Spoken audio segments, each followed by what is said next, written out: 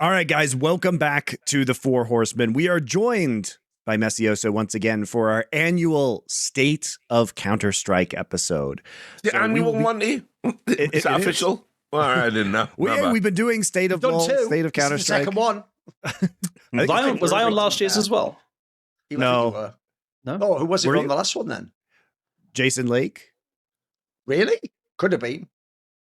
That's a. He did used to be in CS back then. True. Yeah, it does. That's a in real some ways, dark episode. The fact Jason Lake isn't available now, it's why Messi also in some ways. It's exactly. It's actually a good time to discuss this because Jason Lake was talking about Weapon, a Christmas movie. Jason Lake was talking a lot about how it is very difficult to be engaged in North American Counter-Strike because of the challenges that exist in terms of sponsorship, particularly because the entire scene runs off of, betting money basically these days. And now we have the re-entrance of 100 Thieves into Counter-Strike, an NA-based org with Rubet, a betting sponsor that was very tied into this announcement. Messioso was the GM of Complexity, is now the GM of 100 Thieves. No, not the GM, not the GM. Sorry, excuse me. Sean Gers is the GM. I'm the head of operations for Counter-Strike. So that's how you know it's American corporate system. We're already just using wanky titles 1 second in the door. No, head of operations is good, actually. I'd rather be a head of operations than a general manager. Yeah, I don't know. exactly. What's that? Sounds way cooler. What that means is Sean Gers has somehow managed to finagle a fucking pay. What's his job is my question. Yeah, exactly. Yeah. I know. That sounds like he sits in America while Graham has to travel with the team, head up the operation. He's got other game titles back in LA as well that he's managing. So he's not getting an easy job. Because of all that great success and all the other major esports they have. Jesus. All right, mate. Anyway. He's got a time machine or something. Fucking hell. Okay. This episode is not the state of Sean Gers. No, why not though? No, but we love Sean. We love Sean. Maybe Sean Gers will come on for the state of Sean Gers. It's all banter. It's all. Come on for the general episode. So let's kick things off with the state of North American Counter-Strike and your transition from Complexity over. So how did 100 Thieves manage to get the sponsors that Complexity was struggling with in order to revive the Counter-Strike division? I mean, that's a question for someone else at 100 Thieves, to be honest. Like, I'm trying to deflect the question, but I was brought in after all that became a thing. So it's not really something I've questioned. It's not really my job to do that. So you'd have to ask somebody else. But so the obvious elephant in the room, which you can't answer in this sense, goes like this. Jason Lake said it on everyone's podcast and interview. I can't get one of those betting sponsors that the European teams have. That's why I can't fund my team. 100 Thieves enters the scene. Welcome to our betting sponsor. Again, that just sounds like someone did better business. What do you want? Well, I can attest to one thing is that obviously Jason, we were pitching the team. The team was branded as North America's team, which makes it, we're always going to be associated with North American players. Betting partners don't want to be associated. They don't want to run the risk of being associated with US based players who may, things like that. Right. Whereas, the team we're building 100 Thieves is going to be European based. We're going to have a headquarters in Belgrade where the players can come from, where we're going to have create content. So there is some subtle differences there at least, which may change the perception of it. But yeah, again, it's not really my thing. By the way, I do appreciate that when you joined the team, everyone was like, right, what North American teams are you going to build? You aren't aware he's British, right? He doesn't have any reason to do that right now. What? No, okay. Yeah, some people miss the nice stream. Yeah, nice stream. It's weird that I do what my paymasters want me to do. That's why you're the best in the business. I say this all the time. You're the best. Let's talk about the vision for 100 Thieves Counter-Strike, though, just to start things off, because you guys have already announced the signing of Rain, which is huge. And what is your goal with creating this team? Because it sounds like it's not your goal to be fundamentally, the North American team or the North American, have a bunch of North American players, which makes sense because the well has run dry, given that many of the up-and-coming talents have gone over to Valorant. Just before we do get into that, can I just put it on the table that everyone, and this includes some of my podcasting friends, I actually don't know your opinion, Duncan, so right, go on. Hold up. But can I just put it on the table that everyone's overreaction to 100 Thieves somehow being bad because everyone's doing it for the first time air quotes, is fucking retarded. You've gone and got Rain. People say it's the first time he's ever been in IGL. False, of course. He has done it in the past.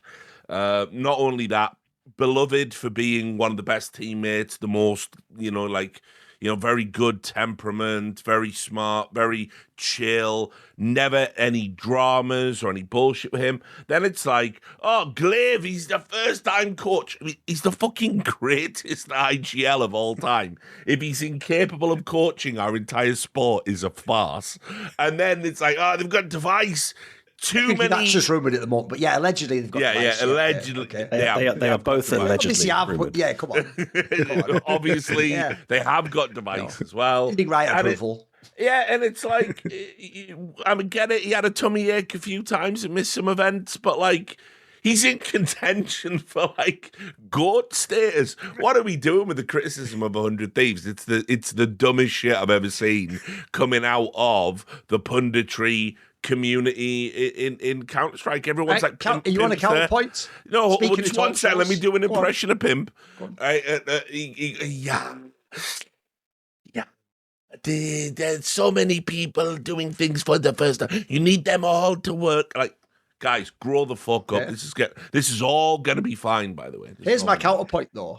Right, this is the problem. I think it's the same problem FaZe Clan has right now. The question is, what is the expectation of the team and the organisation? Like, if you're telling me, can those people play in Tier 1 at those roles? Yes. I would gamble yes, Richard. I would say if this was a market, I'd pick more on that one. The problem is this. Will that roster win a trophy? As of right now, I would bet no. Yeah, but like, who else apart from Vitality and FURIA is winning a trophy? I think that's actually, if you want to talk about the state of CS, there's a great topic right there. In my opinion, by the way, you know the whole meme that everyone has where they laugh at Falcons? Here's one you haven't thought about. Here's a really bitter pill you all don't want to swallow. Remember the memes after Austin by the G2 account? Lol, no refunds. You're G2, dickhead. You're supposed to be winning the major. So logically, since you don't want to give a refund for m0NESY and Nico, you must have built a banging roster that fucked this major up. Oh, what's that? You got your shit pushed in by the fucking Mongols, and you didn't do anything at this major, even though you've built what on paper, by the way, I actually think it's a pretty decent roster of players. Just doesn't have any superstar. You've even got the right coach. So what? With all those millions you got for m0NESY, where's your major, mate? Because I think if you are certain orgs, get the fuck, this applies to 100 Thieves, get the fuck out the game if you're not here to be the best. If you are the following orgs, G2 Esports, Team Liquid, Vitality, let me think, FaZe Clan in theory, but actually I just know about the reality of the finances and they're not really on that level anymore, but whatever, you pretended you are because of the players you've still got. Envy isn't here. Most of the other orgs aren't here, by the way. I don't blame most of the others. If you're those orgs, though, by the way, I don't even really put the fucking Falcons, obviously. I don't even really put the Russian ones in there because that's just all fucking gambling money / you get to keep Donk or your fucking Keisuke in your back pocket. So I think those orgs, mate, a bad major for you is the playoffs. If you are in the playoffs, you are shitting the bed. So I don't know how we can go talk crazy shit on Falcons, but then G2 and Team Liquid are just sat there watching with us on Twitch TV like, yeah, hope they don't talk about us. Like, what the fuck? G2 was... Remember, when Carlos got banned from Esports / shadow banned, he literally had G2. You could have argued it was the biggest esports team in the world over, like, T1 and shit like that. What are they now, by the way? Like some regional team in all the esports I follow? Maybe the exception of G2, though. No one has spent $12 million on a team to win nothing. Like, it would be like... Who's closer, though, mate? Yeah, sure, but it would be like Man City not winning a Premier League. I agree. After 500 mil invested. I agree. So, but with that, I will now sit back, listen to messioso, the best head of operations in all of Counter-Strike. That's my personal do that thing where you make it all sound reasonable. We shouldn't all just be spiraling over tweets and giving crazy hot takes. Just do that thing where you give actual context and shit. It's a Christmas episode. Let's get into Cassad if you want. Let's do it. Okay. So, yeah, by the way, I like the way at this point peripherals make you get. I'm finally getting that experience that everyone like Yanko got to have. I know my tweets seem reasonable because Cassad's setting the Overton window tweets so you lived long enough. You lived long enough to find some. No, I'm just the mildly spicy guy, I know. I used to think I was wilding, but whatever. But anyway, over to messioso. There you go. So much to dig into. Yeah, feel free to ask me a question because I'm not sure where to start. Well, 100 unks. Yeah, have people been unfair with the let me rephrase this in a way that won't get him in trouble. In a theoretical universe where Allegedly. Glaive and Device might be on the team, could you theoretically provide us some reasoning into a thought process that might have occurred in someone who could sign players? Putting me on the spot there, guys. Allegedly, if that was to happen, I think that what you'd be looking at is an extremely experienced, winning mentality leadership team that can lead a bunch of young kids to the top. There you go. There's my one-liner. I mean, if you were to take a risk on somebody who is coaching for the first time, this would be, I think, pretty reasonable, especially if you're trying to raise young new talent. Get a couple vets in the team. Because part of the problem as well with, I would say, with new players is that there's a respect issue with coaching a lot of the time. I can't imagine there would be a respect issue in this particular instance. The buy-in would be instant. I think between those three players, allegedly, if they were to ever create a team together, you would have a very strong team that, like, a young player coming in is going to look at those guys and be like, wow, there's 9 mages. Okay. Yeah, I guess this is the place to be, So yeah, I would like to think that would be the case.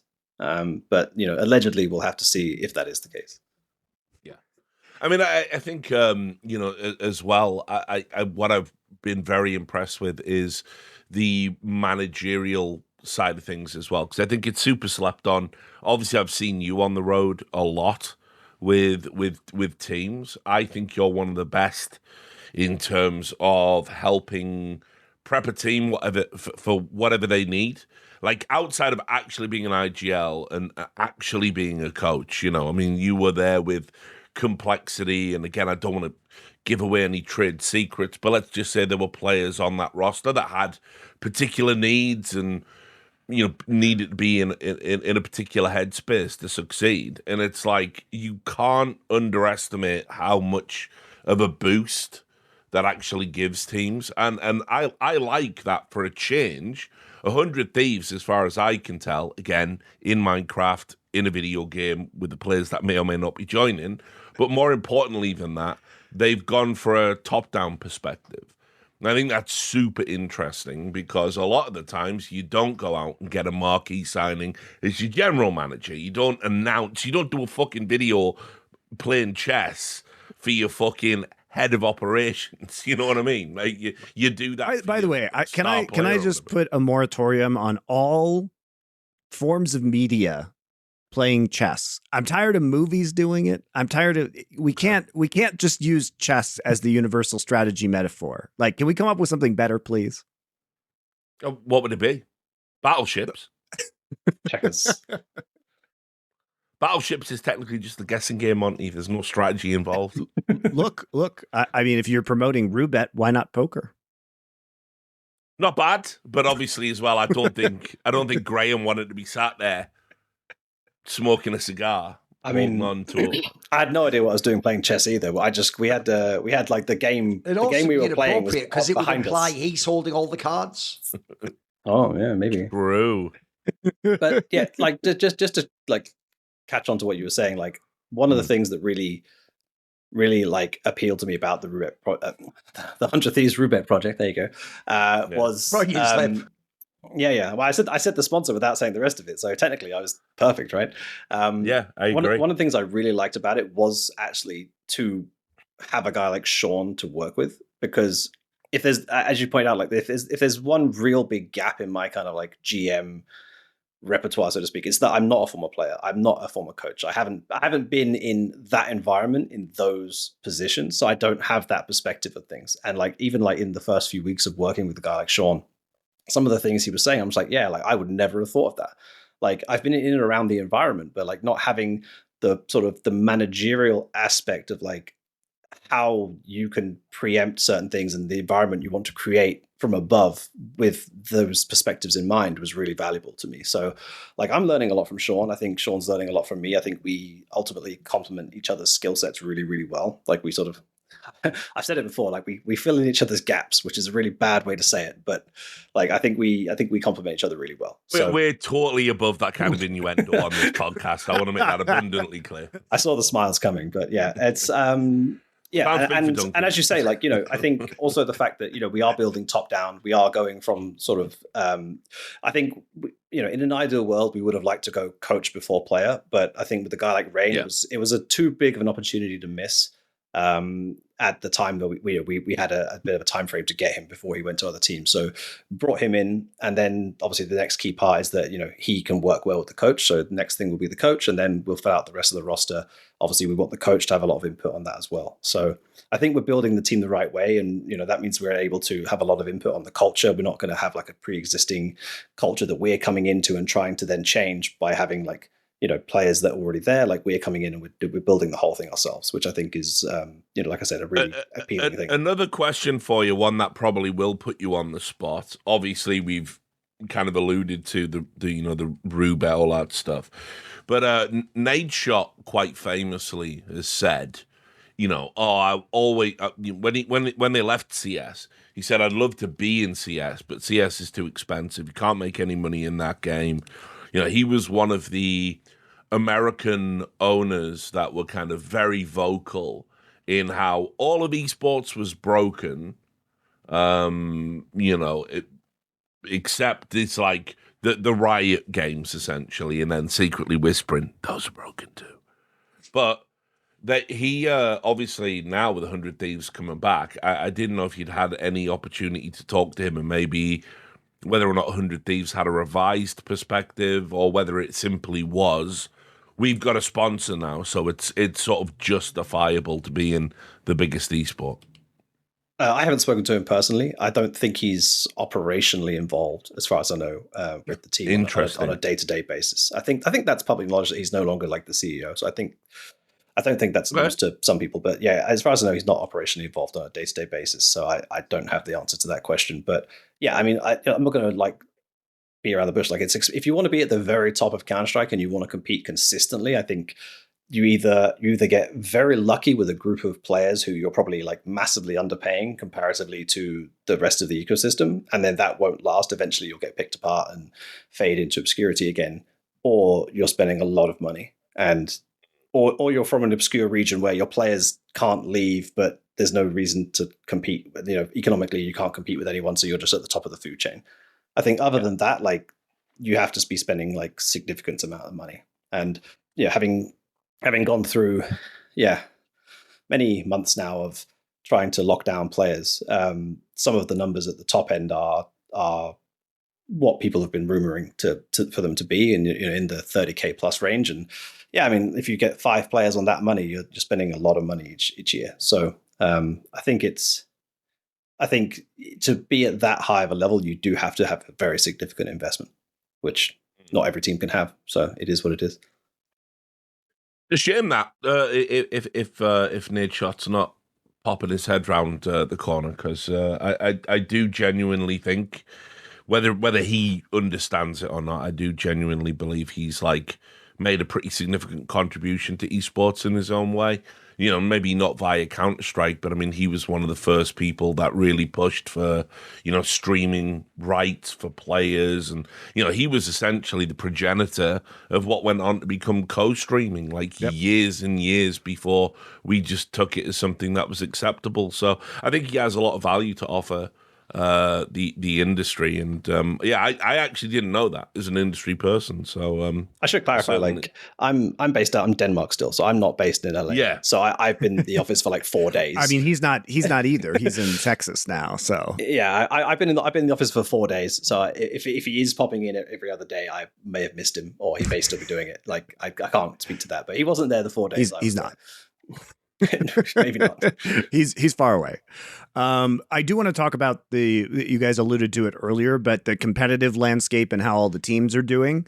But first, guys, of course, I want to talk about a competition we're holding here on LFN, which is, if you guys are watching this coming Saturday, which is December 20th, we are partnering with Game River, the developer, and the publisher Dreamhaven for the game Mechabellum. And Mechabellum is a really cool auto battler, guys. It's not pay to win. It's all strategic. There's a lot of pro players and stuff, famously, like Grubby has tutorials for this game, famous Warcraft 3 player, then less famous StarCraft 2 player, but esports legend. There's a bunch of really cool esports people who have participated in this game. I know some of you have commented on our videos about this, saying that you play, but this is a great game. We're going to be running an event for our community on the 20th at 10 a.m. Eastern, 4 p.m. Central European time. It's a 5-hour long 2v2 ladder tournament, but the first 3 hours, unless you make the semis or the finals, it's going to be 3 hours long. So you find a partner, which you can find on our Discord server, by the way. We have a channel for that. And we've got a bunch of LFN hosts that are going to be competing in 2v2 teams. Basically, you just sign up in the Discord channel with your Steam ID, and you just ladder, and they'll track it for the first 3 hours. The top 4 teams will then head to semis and finals. I'll be streaming my perspective on this. You guys, everybody who participates gets in-game rewards. There's a $500 prize pool as well, and more in-game rewards to the top performing teams. And everybody who participates, and anybody who's listening, whether you participate or not, can receive free in-game holiday rewards if you use the code LastFreeNation. The code thing isn't in the game until the 18th, by the way. That's a new update that they're dropping. So if you want to play, join the LFN Discord, which is linked down below, and just register in the Mechabellum channel. And we'll be tracking the wins on a custom API-powered leaderboard. So you must share your Steam username and friend in the Discord. There's a Google form. And then if you're looking for a teammate, make a friend in the Mechabellum team channel. We're also going to be offering coaching sessions on the 19th, if you guys are interested in that. So there's going to be a bunch of pro players around. There's tutorial videos and stuff in there for you guys who want to get started. So you guys can come join all of the LFN, not all, but many of the LFN hosts and a bunch of other fans for some fun competition in Mechabellum. Play in our 2v2 tournament December 20th to have a chance to win $500 in cash alongside in-game rewards. Use code LastFreeNation in Mechabellum to earn a special holiday-themed in-game reward. Again, on the 18th, starting on the 18th, you can do that. Viewers who tune into the live streams, there will be a live stream we'll announce for this as well. We'll have a chance to win random reward keys by being active in chat. If you haven't tried Mechabellum yet, it's 40% off on Steam until January 5th as part of the winter sale. There's no better time to jump in and join this great game. By the way, this game not on sale is $15. So It's cheap, it's fun, it's very skill-based, and if you're old like us, it's an auto battler, so there's no mechanics. All brain, no hands. So thanks a lot, and we'll see you on Saturday. But enough about Stephen Hawking. Wow. He would love Mechabellum. He is half so. Was half a mech anyway. Also, wow. Getting edgy towards Christmas, I see, man. Fine. Well, Richard, as you know, nobody can complain about us anymore because everyone else is working for the Saudi government. So it doesn't matter. I like that we can no longer get cancelled. It's been very good. We will talk about the Saudi government stuff, no doubt, as part of the state of CS later on. But in the interim, what we can talk about is the state of the competitive scene. So as you guys, we just finished with the major this last weekend. It was a Vitality victory. And you guys were talking about FURIA and their sudden surge, especially Fallen's revitalization of his career has been interesting. So what's your take on the current state of competition and how competitive is CS at the moment? Are there any bright lights for new rising teams? Do you believe that FURIA and Vitality will be staying on top? Me personally? Yeah. It's your opinion. Yeah. I mean, I think the very top end of Counter-Strike is quite competitive, but it's 5 teams, and that's not the most exciting prospect. But looking back at previous eras of Counter-Strike, has it ever really been that much different? Most tournaments you can go into, you could probably name the 4 teams that you expect to be winners. You might not get the right one every single time. Obviously, Vitality this year have had a very dominant year. FURIA have peaked right at the end. Falcons have always been there, but never quite there. Mao's the same, been there, but never quite there. Spirit on their day can win, but also most of the year not quite there. But yeah, I think beyond that, it's been very, very kind of everyone else is kind of fighting just to try and stay alive in the VRS more so than they're trying to win championships. At least that's what it looks like or feels like. And I get some of it because the VRS stuff is very important, but yeah, maybe it's just a bad year. Maybe like Vitality's dominance just kind of threw everything off, because if you take them out of the equation, you could have had multiple other winners of all these other tournaments, and it would have looked like a crazy year. So yeah, I think it kind of reminds me, it feel a bit like in the 2018-19 era when Astralis were kind of just beating everyone. Like, everyone's like, oh, Counter-Strike's boring because Astralis always win. And I get it's kind of like that as well now. Not so much in the second half of the year, but certainly the first half of the year, it felt like every tournament was kind of just a done deal, and everyone else was just fighting for scraps of points, basically. Which, yeah, it's not necessarily the best thing if everyone's winning. Yeah, I mean, from a league perspective, yeah. If you go to any of those years where one team dominated completely, I think with the exception of when Fnatic did it 10 years ago, most years it was like, oh, but their rivals are like flawed, or for an obvious reason they always lose to them. I actually think in a weird way, this second season has validated Vitality winning the major and then becoming the best team even more, because as you say, in the second season, by the way, I think something mad like 8 teams won events or something. It was ridiculous. And you could even have the G2s do a random, or the Mongols win one. And if you look at their competition, as you say, bro, if you just took Vitality out, the end of the year would be like, right, who is the best? Is it like FURIA, or fucking Mouse would probably have won a couple of events, like Falcons would have won a couple. You'd have had a crazy parity, actually. So you have like essentially very good teams, not perfect teams, at the top, and then you have one team that overall was better than them all and had, if you don't know, except for the first event, semis of every single event in the whole year. I think that's a mega year, personally. Like, I don't get the sort of the people downplaying it. I think this is, if you think of some of the past years we've had, I think actually, like, Na'Vi being the best team of last year shows you it was a little bit of a flawed year. Like, that roster shouldn't be like the all-time fucking team. The joke is, when I make tweets like that, even the fucking players and coaches in that team like the tweet. They're like, yeah, how the fuck did we do it? It's mental. Yeah, no, I agree from that perspective. Like, Vitality's dominance has been fantastic. And in a weird way, it actually mirrors the whole 2018-19 a bit, where, like, you know, Astralis were the team of the year in 2018. They started 2019 pretty rough. So that's like Vitality's first half of the year is Astralis' 2018.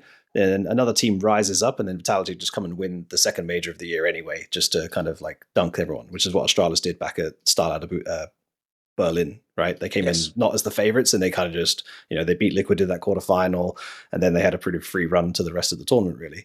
And kind of just said, like, no, we are still the best. Like, this is still our year. This is still our era, despite the fact that they had a rough second half of the year. So, and I'm not even memeing. Technically, if you know how the economics and logistics of esports work, it is actually quite essential if you want the game to have mega numbers, etc., that Brazil is activated again, even if they did it this time via like 2 non-Brazilians. Like, and then if I want to add in the meme, this is also perfect. They're really good. They can win all the tournaments in theory, and then they bomb the major. That's the best of all worlds, isn't it?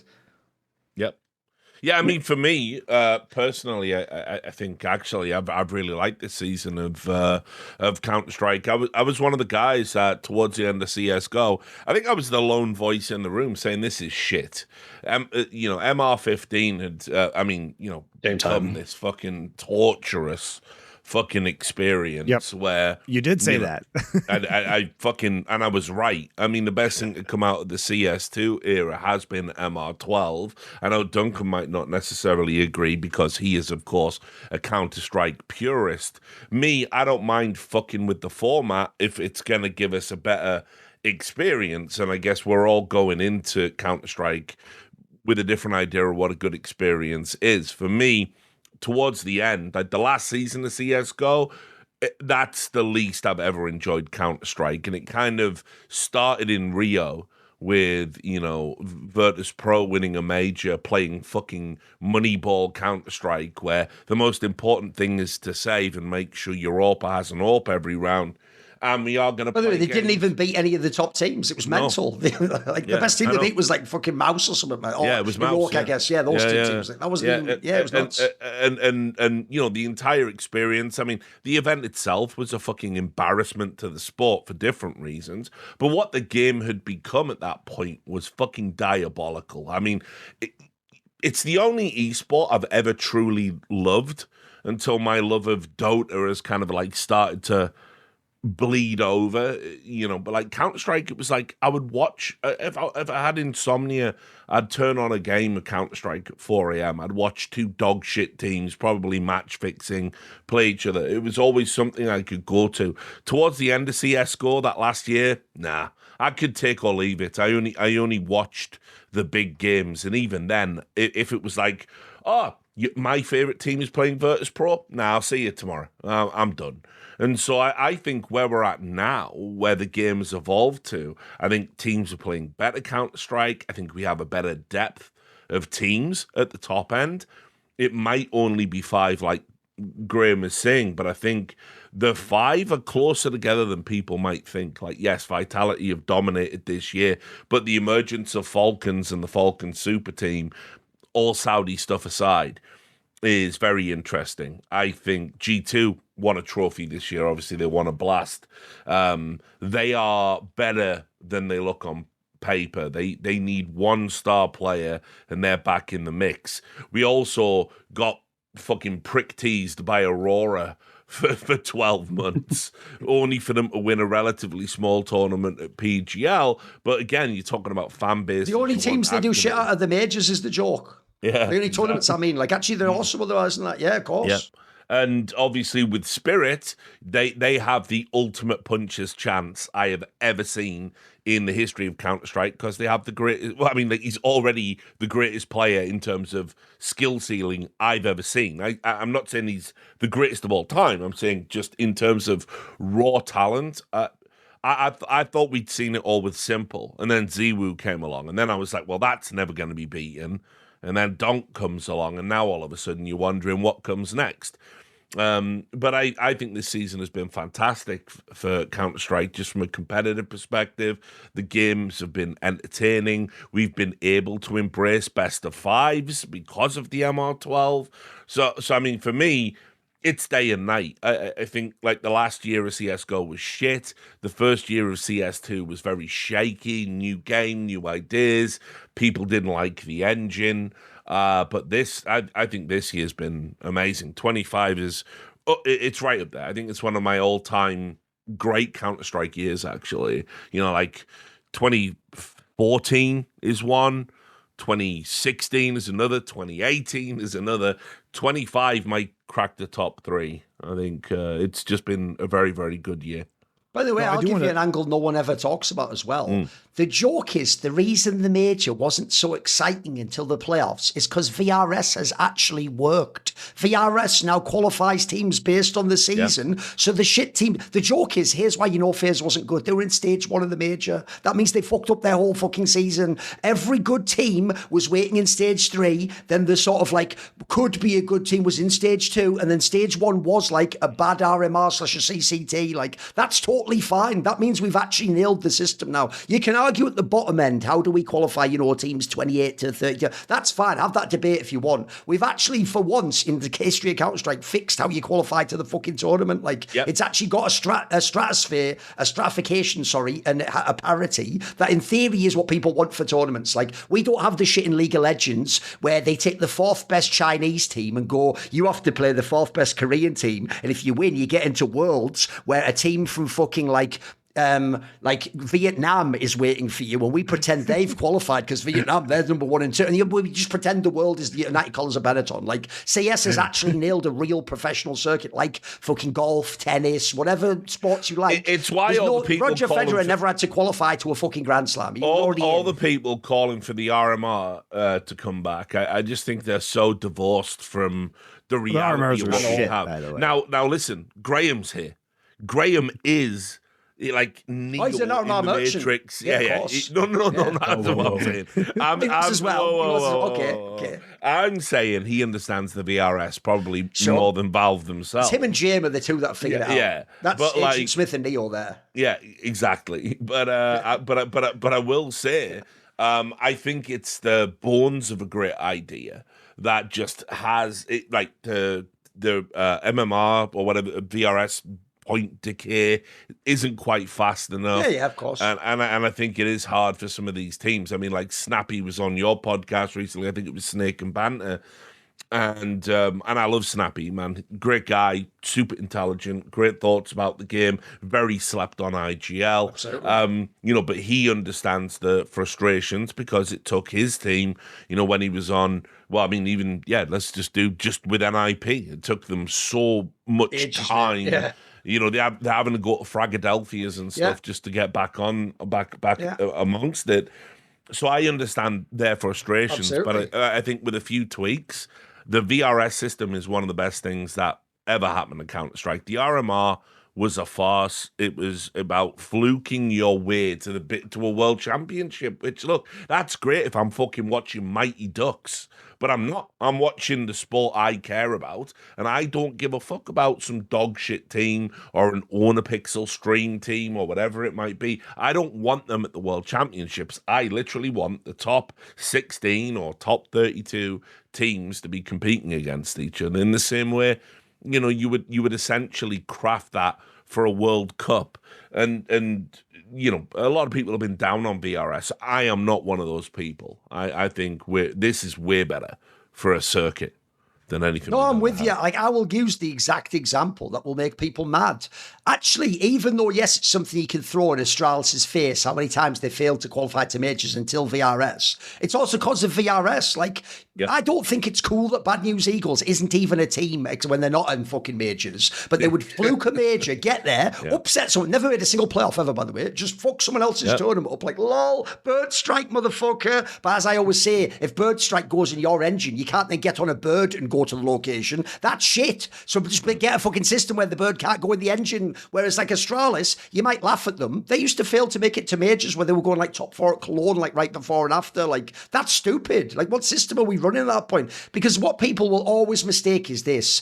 For every Gamer Legion, it's not even that there's like 1 or 2. There's like 20 non-Gamer Legions that don't do a cool run at the major, and it isn't a great storyline. And as I've pointed out a million times over, because the best example ever was during COVID. During COVID, everyone was sat in their house. If they're a fan of CS, all there is CS to watch. Do you remember when the grand final of online IEM Katowice was Team Spirit, who were nobodies Gambit at the time, who were nobodies, they were just the best team online, versus Virtus Pro with Jim, and fuck all people watched, even though on paper those are 2 of the best teams. That's what happens when you have like unknowns or underdogs go through tournaments. People don't watch. The same fan tunes out and they record low viewership, but then every dickhead on the internet tells you this is the best thing to ever happen.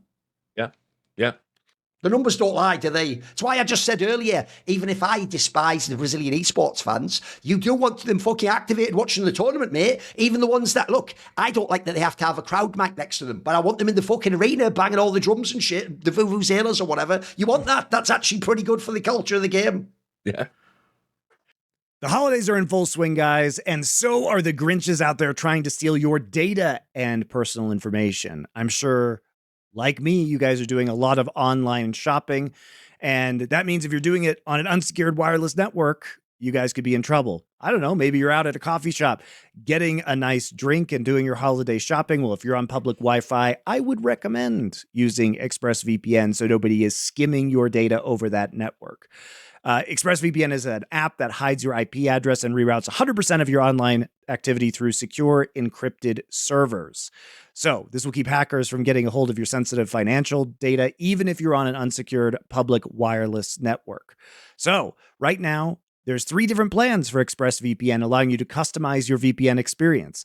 Do you want the VPN that's rated #1 by the experts at Virgin CNET? No problem. Their basic plans start as low at $3.49 a month, less than 12 cents a day. It's very, very cheap, guys. And also you can run it on your phone. So not only if you're on a laptop, but it just kind of runs in the background on an app on your phone. I use it all the time right now, just to be sure. I have not noticed a lick of difference in terms of speed, either on Wi-Fi or on wireless networks. I've been a big fan of this. Also, as we always say, if you guys are following along with our film shows over on the LFN Movies channel, you probably have access to different regions via VPN. So if you have Netflix in one country, if you switch your VPN over to a different country, well, you might be able to watch one of the movies that we're recommending on a streaming service you already pay for. So in my experience, ExpressVPN really just pays for itself, considering I'd be watching these movies anyway. So if you want to get ExpressVPN at its lowest price ever, plus 4 extra months of service, go to expressvpn.com/horsemen, plural MEN. That's a price as low as $3.49 a month, plus 4 extra months of service by going to expressvpn.com/horsemen. Thanks to ExpressVPN. I also, before we move on, I do think it's really interesting to talk about the changes to the circuit, and I want to come back to Richard's comments about MR12 enabling best of fives, but I also want to go back to just the state of the game right now first and talk about donk a little bit, because there are going to be people watching this show who are curious about Counter-Strike, but who don't really know Counter-Strike that well. And Thorin, you've had some really interesting tweets about donk recently and his place in esports history. So do you want to qualify his performance this year? Because I'm doing remarkable. Something I rarely do. I'm opening Duncan's Twitter feed. So let's go. I mean, he just means more recent. It won't be like from the last day or whatever. Basically, what he means is he remembers the tweet I made where I just said that, like, just as donk in his first year ever, that might be the best year of the history of esports. Like, Faker can contend with it. But for people who don't know, Faker's second year, thanks to the meta in his team, was actually a mild downturn. Look, he was still probably top 5 in the world, but there's a reason why he was substituted out of a grand final, for example, and didn't play in the LCK. So what I would say is this.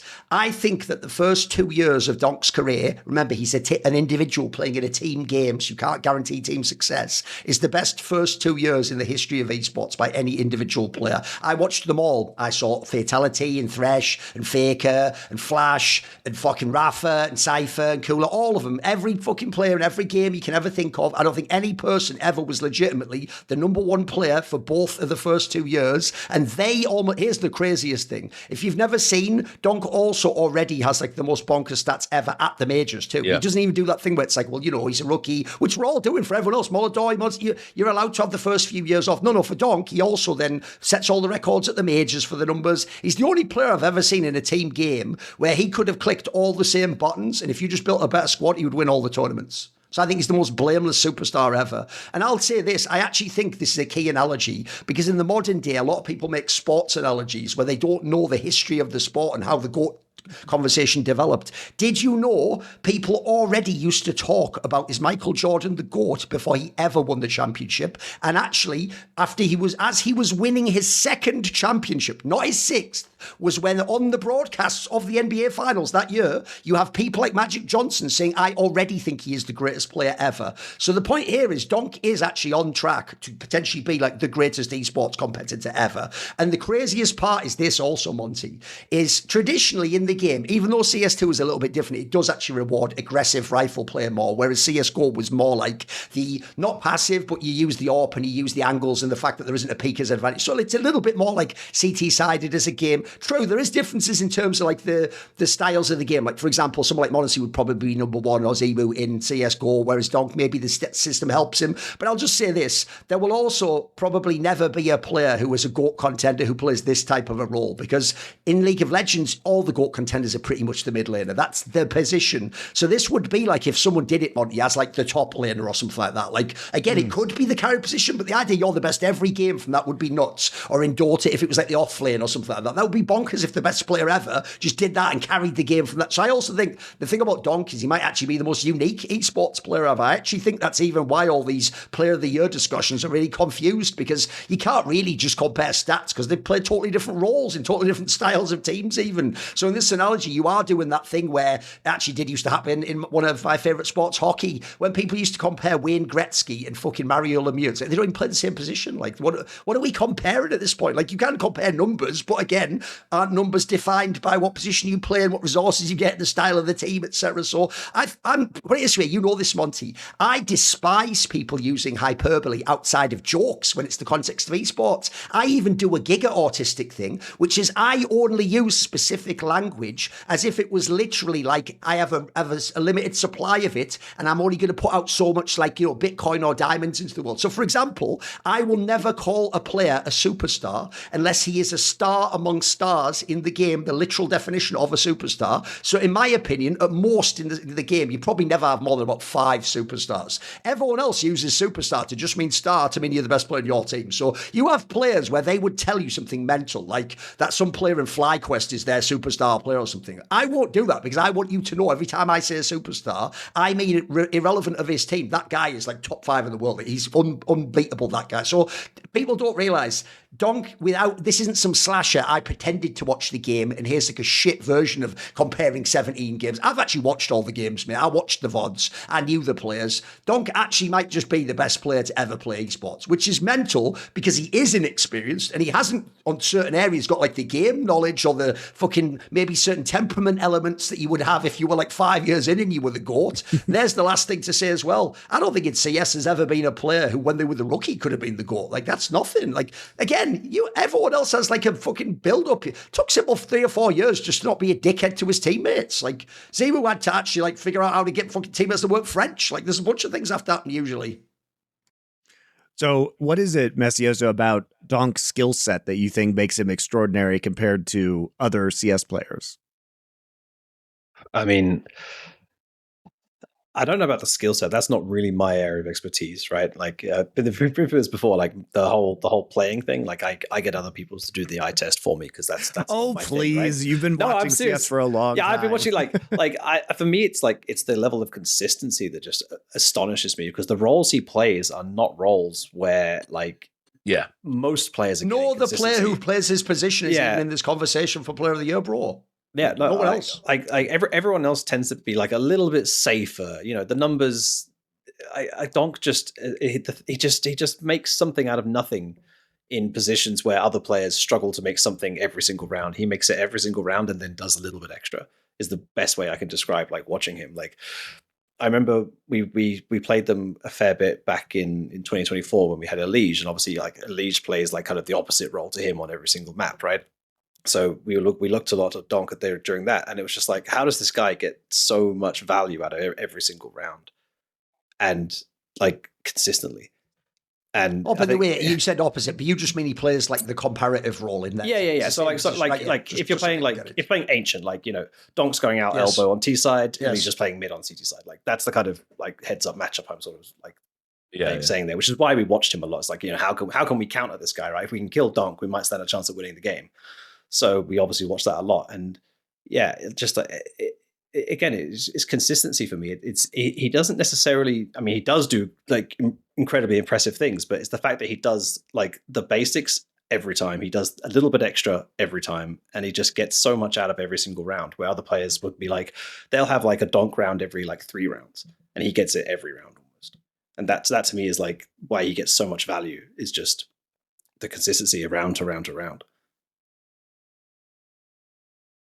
Yeah, I mean, not much more to add. I mean, ultimately, as I said, in terms of overall skill ceiling for a rookie, he really came out the gates like when we saw Ziwu, everybody said Ziwu was cheating. That was teams missed the opportunity to sign him because the whispering behind the scenes was this kid is definitely cheating. There's no way Ziwu could be this good.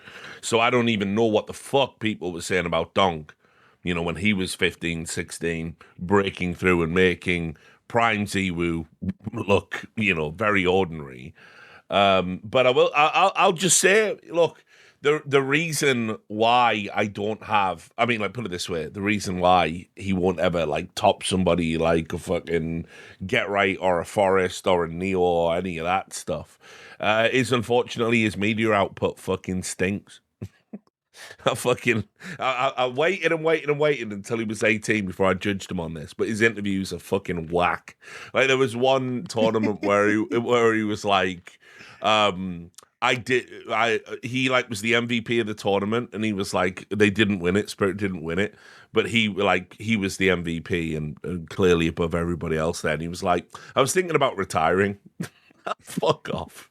fuck off with this stoic Russian anime bullshit. Like, get out my fucking face with all of that. So I hate Team Spirit. I know what you mean. Put it this way.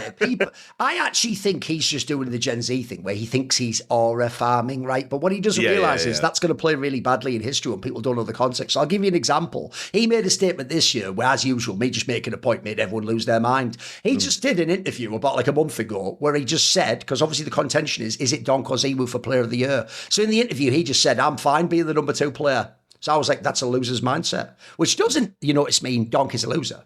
No. Point is, though, remember, Richard, if we went the other way, and messioso here, who's building a team allegedly with Glaive and Device, said we're going to try and be number 1 and win the major, if I criticised that, every fan would go, but you'd have to believe that to be in the game. But we're supposed to believe what could be the greatest player ever. It's just like, you know what? I'm cool, actually, just not winning any personal awards. Remember, every dickhead who goes, well, he'd rather win the trophy than the award. If you're the best and you win the trophies, you win the awards as well. That goes hand in hand. You cannot ignore the context of that. So that's actually just a really weird comment, unless you're trying to act like some fucking Clint Eastwood character, like, who cares about that shit? You know, like, no, like, in theory, surely you want to win a number 1 and be the best at everything. By the way, go the other way, Donk, mate. If you were number 1 by everyone's consensus, your team would be the most likely to win, wouldn't they? So it's a weird comment, even though I know he's just doing that fake thing that all the losers do. I even had to, are you ready? You'll look this. I had to teach Simple how to be a fucking liar and a loser, so you dickhead fans would accept him and call him the GOAT. So way back in the day, I won't tell you which specific event, there was an event in America where Simple's team, I think, didn't even make like semis or something. And he just did a tweet right after, or did an interview where he said something, or maybe it was even on the broadcast. He said something like, oh,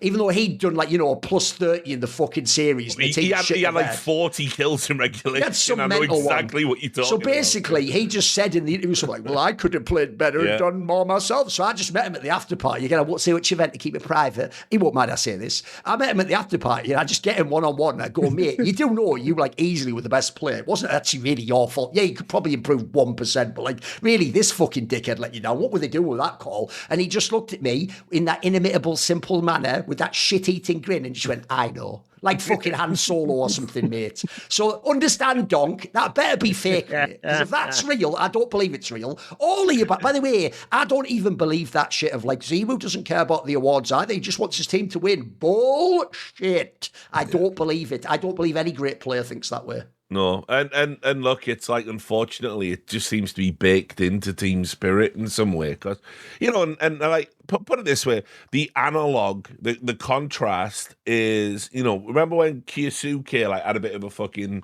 spaz out when he got his like runners-up medal? And he just, like didn't just like didn't take it from the guy. Yeah, he didn't want to. He almost like he was in a bit of a mood. Yeah. Everyone lost their shit. Oh, it was mental, wasn't it? Everyone lost their shit over that, and it's like, well, don't know. I'd rather be slapping away. Sort of fuck with that, mate. Yeah, I sort of do. I liked it when Donk was mad when they lost this map in the fucking semis. I fuck with that, mate. I like that. Yeah, no, I'm a bit of spice. I'm kind of the same. I that's why I didn't say anything. I mean, I don't say anything anymore about this shit. Like, it's not worth talking publicly. We've got Kassad for that now. But I just should start sending him their tweets and he can just make them all his account, can't he? I know. Yeah. He's the guy now. But I do think, like, ultimately, like, if they would just nail, if Team Spirit could just nail being likable, like, for 6 months, can we just do that? Stop saying dumb shit. Stop being obsessed with aura farming. Like, also as well, I have to say, the Donk walking past Falcons at this major and like he was walking past them. I'm sure he did this deliberately, walking past them. Was fire though. But his hoodie got stuck, and he tried to like flick the hoodie out, and it looked like he was like. It was some anime shit. It looked good. Yeah. No, it was shit. I looked at it. It was shit, and it was the most studied movie since the Zapruder film. I know. On it was, on the CS:GO subreddit. Wow, it's pure aura. It's pure aura. No, he's just being a dickhead, guys. He is just being a dickhead. There's no aura involved. It's trash. It's total trash. We're all just being led by some child king. It's mental, innit? Yeah, I know. He didn't even look him in the eye. If you walked past him, went like, that's horrifying. Just went, you'll be second place next time too, bitch, or something. Yeah, that'd be sick. pathetic. A 5'4" fucking Russian child, and that's Aura apparently. We're all just bowing down like he's one of those fucking Chinese emperors. Like, oh, please, the God Emperor has spoken. Oh, Kundun, love you. I just fuck this. It's a joke. It's a joke. All right. Yeah, we can move on. I hate Spirit. There we go. Now, everybody knows that the holidays can be chaotic, and all of us are probably going to be doing more cooking than maybe we'd like to be doing. So why don't you make your life a little bit easier and pick up some Factor meals for the holiday? Now, Factor is going to make meals for you and ship them to your house in a refrigerated box. They are never frozen. It will come nice and chilled to your doorstep. You just pop them in the refrigerator, microwave them for 2 minutes, and you will have healthier options. And let me say cheaper options as well, very value-friendly Factor, than you would with takeout, for example. And I know at least when I order takeout, maybe I don't make the healthiest choices in the heat of the moment, but if you make them ahead of time, it'll be faster, obviously, because you're just taking it out of your own refrigerator, and you'll probably make a little bit of a better step towards your wellness goals. They even have GLP-1 friendly meals right now, and they have new Mediterranean diet options that are packed with protein and good for you fats. Obviously, fats like olive oil have been shown in many, many, many studies to enhance longevity, and they're perfect when you're surrounded by holiday temptations. And also, for the first time, try Asian-inspired meals with bold flavors influenced by China, Thailand, and more, like Korean beef bowls or Thai-style coconut curries, which is a break from the very indulgent traditional holiday fare. 97% of customers say that Factor helped them live a healthier life. These are real people with real results. I'm back in the States right now, so I've already made my Factor order myself. I'm excited to get them. And there's no cooking involved. So you guys can eat smart at factormeals.com/horsemen, plural, MEN, 50 off. So it's horsemen 50 off, OFF. And use code horsemen50 off to get 50% off your first box plus free breakfast for an entire year. That's code horsemen50 off at factormeals.com for 50% off your first box plus free breakfast for 1 year. This exclusive holiday offer won't last. Lock in your savings before the New Year rush. Offer only valid for new Factor customers with code and qualifying auto-renewing subscription purchases. I want to talk about the competitive experience right now because, to your credit, in one of a couple of years ago, like you said, Richard, in the State of CS, you mentioned that MR15 was going too long. There were a lot of complaints about the game length. And to your point, now me, as somebody who watches CS but isn't an analyst, I have to say that it is helpful to have best of fives in the MR12 system because each game is faster, and it feels like when we had best of fives previously, they were just so long, just insane. Duncan made a good point at the time where he said best of fives were like championship rounds in MMA. That's what he compared it to. He's the only guy that's come close to swaying me on best of fives. But for me, I was still against best of fives. The point he's referencing, this is the angle I did. I get that players themselves, even the ones that win the BO5s, were saying it is just too long though, like I can't focus. So the reason I gave that analogy is there's a famous concept, I actually use a famous player for this. If you ever know the fighter George St. Pierre, he won all his title fights that were like 5-rounders, but he would always win by decision. And the reason why, well, if you ever watch George St. Pierre when he fought 3-round fights before he was a champion, he was mega, he was knocking people out, submitting them. The reason why is essentially no human can go 100% gas tank for 5 straight rounds. So that's like it's like boxing. minutes. 15 rounds is insane. So the whole point is, that's why you call them the championship rounds, though, because the logic goes, part of it's endurance and stamina. It's the idea you're going to be tested to your absolute limit, and then you have to do things like pace yourself on the first games. So my point was, look, that's not like an ironclad reason to have it, but I just thought for majors, isn't that a cool way to also differentiate? Like, if you have the little fluke team, like let's say a Gamer Legion had fluked that major, they never would have been a BO5, though. If you'd have had to go all 3, you know what I mean? Like, if you could, by the way, then maybe you were the best team. That's the other thing I thought was cool. But anyway, I actually think we've really fucking squared the circle anyway with the MR12 thing. Everyone's bought in the BO5 now, right? Yeah. And like you say, fortunately, because of MR12, now a best of 5 not only makes sense, it is optimal. Because, like I back in the MR15 days, I talked to a lot of players, and I won't name names, but let's just say someone who was in GOAT contention discussion said to me, best 5s are a waste of time. And he said, all that happens is you play your map, you win your map. You play their map, you win their map. You might win the map in the middle you would have ordinarily done for a best of 3, but that isn't what we veto. So we're picking our map again. So we win that map, they win that map, and then best of 5's a coin toss because it's the worst map for both teams. He says you may as well just agree what your worst map is and play a best of 1 on that, because that is very often what will dictate a best of 5. And he said, and it takes 6 hours minimum to get a best of 5 out of the way with all of the breaks and all of the times out. He's like, no one wants to sit there and play 8 hours of Counter-Strike. I ain't done that since I was a kid. And so I had a lot of sympathy because obviously they were very grueling. I mean, Graham will tell you, we had some best of 5s that were like, 8-9 hours? Yeah, there was some big ones. I remember SK versus VP played one at Epicenter, and I think like the last 3 maps all went to OT or something, all went to like 16-14. It was insane. Yeah. Like BF5 and MR15 was horrible. I mean, especially because Counter-Strike is a game that can go to infinite overtime. So it's holy shit. And that's the thing. You have a best of 5, and like people will judge the best of 5 by its peaks. But what if every map is a classic? What if every map is 16-14 or 2 overtimes or whatever? I mean, fuck. I was at an event where we did a best of 7. Oh, the Ace of Predator Masters thing. Yeah. Oh god! And it went all of them. Yeah, and it went all of them. It was, Wait, what wasn't it? Wasn't it? Didn't one team start with a head start at least though? I think they started 1-0 up, but it was the one where Mouse Spot Cell Racers. Yeah. They I think the team that came from the upper bracket or something had a one map. But it was still 6 maps. It was still brutal. Yeah. Mm. And it's like, look, I love Counter-Strike, but sometimes too much is too much, and I definitely feel sorry for a lot of the players. The best thing to come out of MR12 is now a map is, map is an episode of television. It's 20, 30 minutes and a break. You get up, you get to walk away, you come back. Let's do it again. Let's do it again. Let's do it again. Like what was happening before was just an absolute atrocity. Well, it's also my personal belief that any competitive match, whether sports or esports, should probably be able to be contained in a 3-hour time window to be somewhat, Yeah.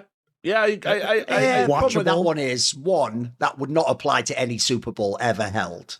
And then 2, it's a Super Bowl. Tennis also can go like 5-6 hours, to be fair. Yeah, true. And look, the difference is if it's let's say it's a Super Bowl or it's an overtime NFL game, you're locked in at that point. Like, it's fine because of the stakes and you're going to stay watching. This is why BO5 only for the final is better. Like, what's funny is now, once the fucking dam's broken, you're like, why not all the matches in the playoffs be BO5? Like, what? Guys, I've only just got them to agree to all the finals, for fuck's sake. Yeah. So that's why the final, I think, is different, though, Monty. Because the other good thing about the final being the BO5 is, like I say, there aren't flukes at that point in time. That was just actually an amazing performance if you somehow win the tournament. Mm-hmm. Yeah, and so anyway, like I definitely think one thing we've definitely improved as well in the CS2 era just is the viewing experience. I also think it's better for players now. I like that more tournaments have lent into accelerated schedules. I know they're not ideal for everybody. Like typically what will happen is in the groups we do accelerated, and then by the way, what this means, guys, the lingo is that instead of having a fixed time for the start of a match, the next match will start as soon as the last one ends. So it's harder to have appointment viewing for people because they might miss their favorite team if the match starts too early. That's what accelerated schedule is. Fans hate it, but everyone in the business prefers it. I mean, players prefer it, right, Graham? Again, I'll bring them in because I'm worried you might not be talking. They don't. They want absolutely fucking hate it. It's one of the worst things about the accelerated schedule. Basically, isn't the problem for a player that because you don't know the set time, you can't have dinner, you're watching map 2, we had issues. We had issues at an RMR where we were the 3rd game of the day, and I think we were scheduled for like 3 p.m. And then the first 2 games were like mega blowouts, and all of a sudden we're getting called to the setup at like 11 a.m. Right. And like we didn't have the catering hadn't opened, we had no lunch. Like we were just like, I had to run down to like a Starbucks and like just grab literally like everything they had that was like a panini or a croissant or something and just bring it all up and just like stuff it in their mouths.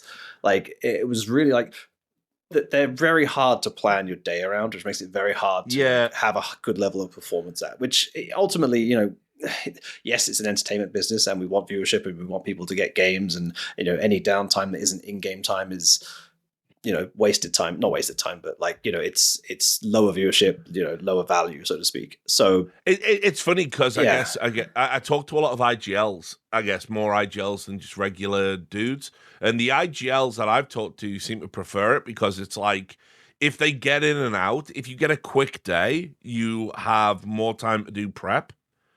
And that seems to be the angle they're coming from. Like, oh, we know who we're playing faster, so we can start prepping the fucking strategy for the next thing. But obviously, if you're like a Stewie 2K and you think nothing's happening before 10 a.m., probably, I can kind of understand why it would piss you off. And also, I have seen it when there's been if there's if you get called in and told, hey guys, we need you here in the studio, and then there's a tech problem, and you have to sit around for 2-3 hours on top of what you wouldn't have had to have done. That must be very frustrating for sure. Yeah, it can also differ between events. Like, for example, and this is not a bad thing about PGL specifically, but it's one thing that is a struggle with their events, is the shuttle from the hotel to the venue is quite long as well.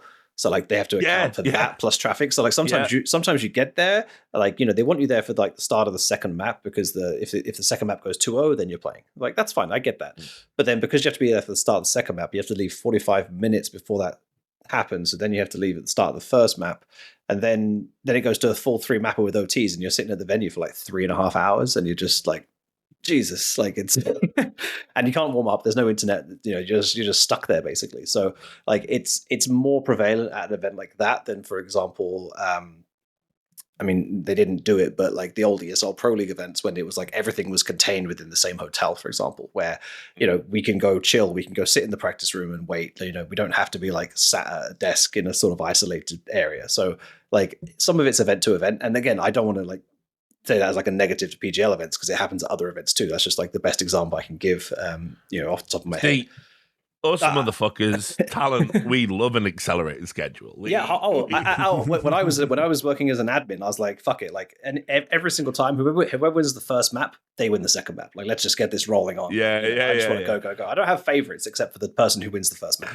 I always pull for the full 3 maps because I just love great Counter-Strike entertaining games for the fans. Also that. You guys do your own selfish bullshit. No. Thorin is being real with this as well. I actually am. I'm not even trolling. No, he's not trolling. I'll always just have another energy drink. When I used to be in green rooms with this motherfucker, if it had been a long day, I'd be like, right, let's just get this shit. Yeah. Let's just get this fucking shit done. I want to get a drink. And Dunk's gonna be like, don't you want to see 3 maps? I'd be like, absolutely fucking not. True. Not under any circumstances, bro. It's it's already 10 o'clock, you man. I just think it's funny because we've all said on broadcast, I sure hope this goes the distance. Yeah, total bullshit. The only one who's ever meant it was Thorin. Yeah, by the way, unironically, even people also do love the game, just want to get out of there. I won't say the names. Well, actually, people like Yankel wouldn't even care. You say that. They'll just be like, I hope it's fucking 2-0 and zip up 13-1. Yeah, let's get out there. Yeah, exactly. That was kind of, it's only on the long days. I can have a little bit. I mean, I will say this again, having worked more daughter events of late, it's really funny actually that they just love the game.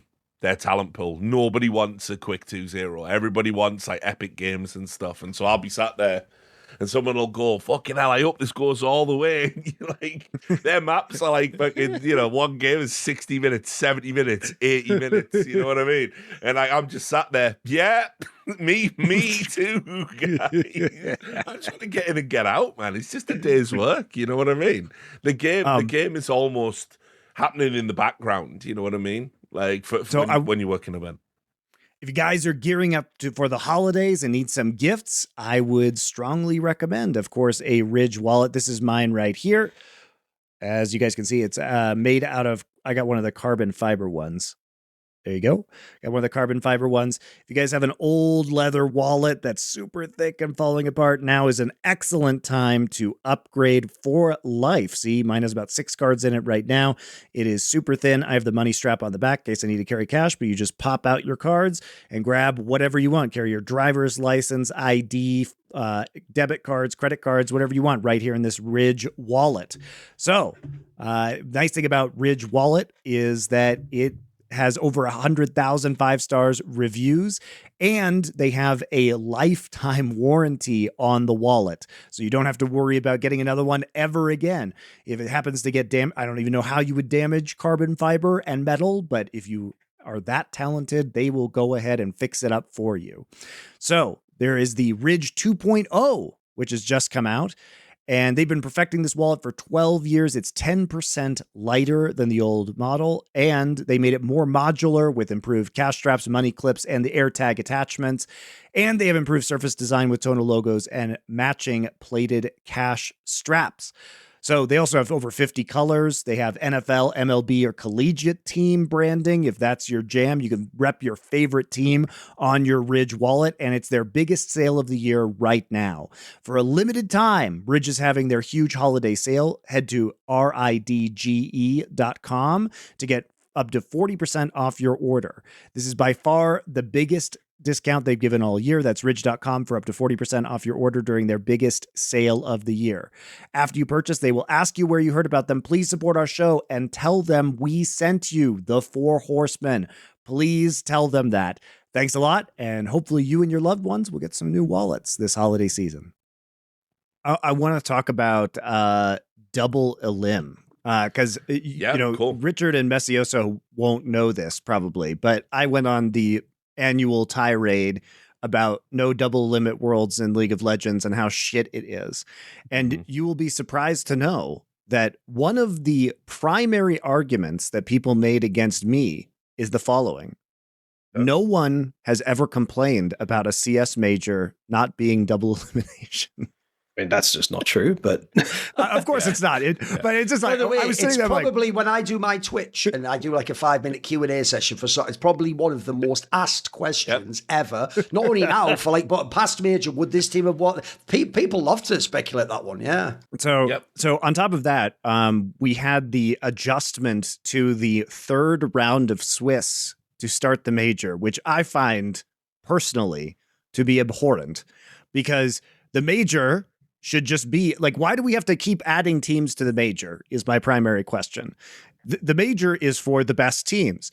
Having another opening week of Swiss instead of, let's say, double elimination over the same time period, to me, seems completely insane.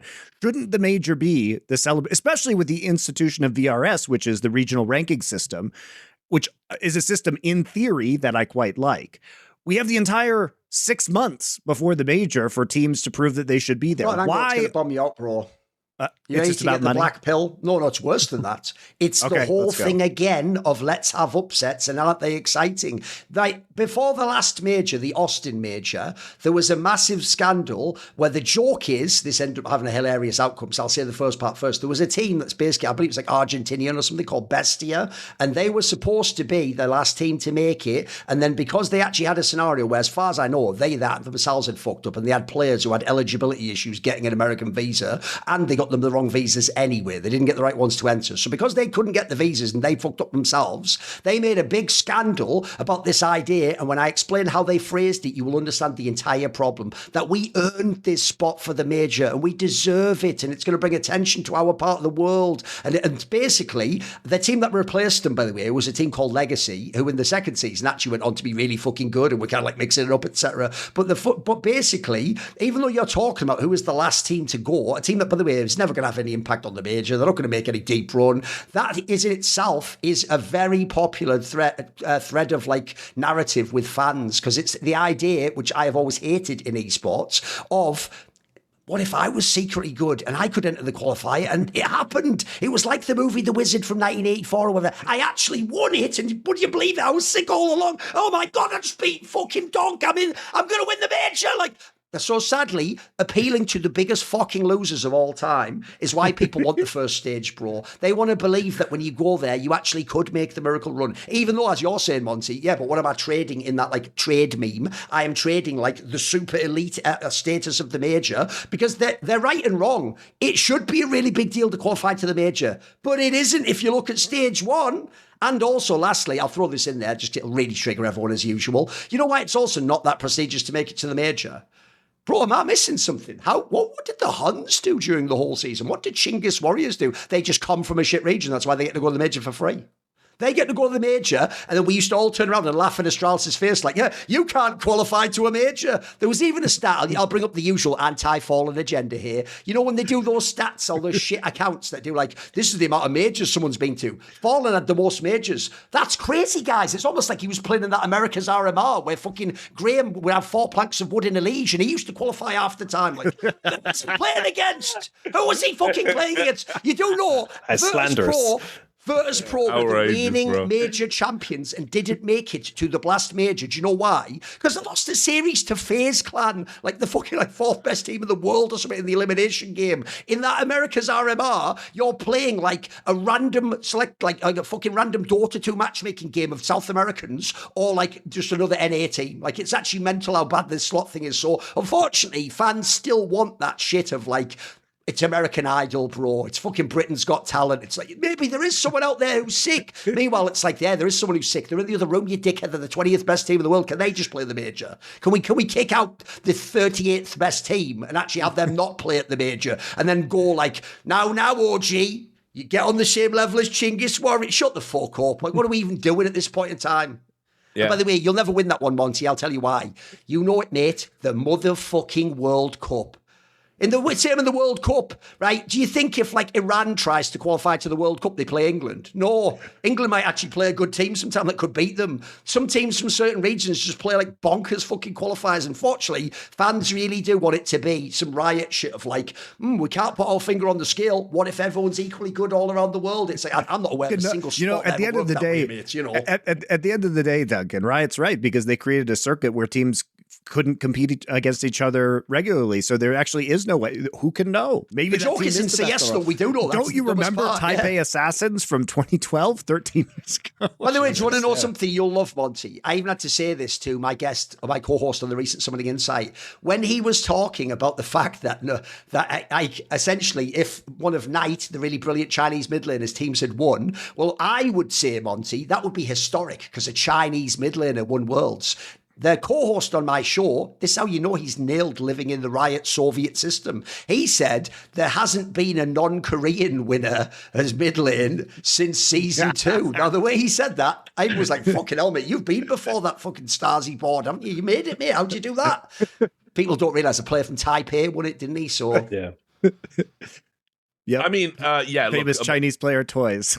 put it this way: like I think the only way we could improve the format we have at the PGL events, because we do Swiss into a double elimination a bracket for all of the Dota events.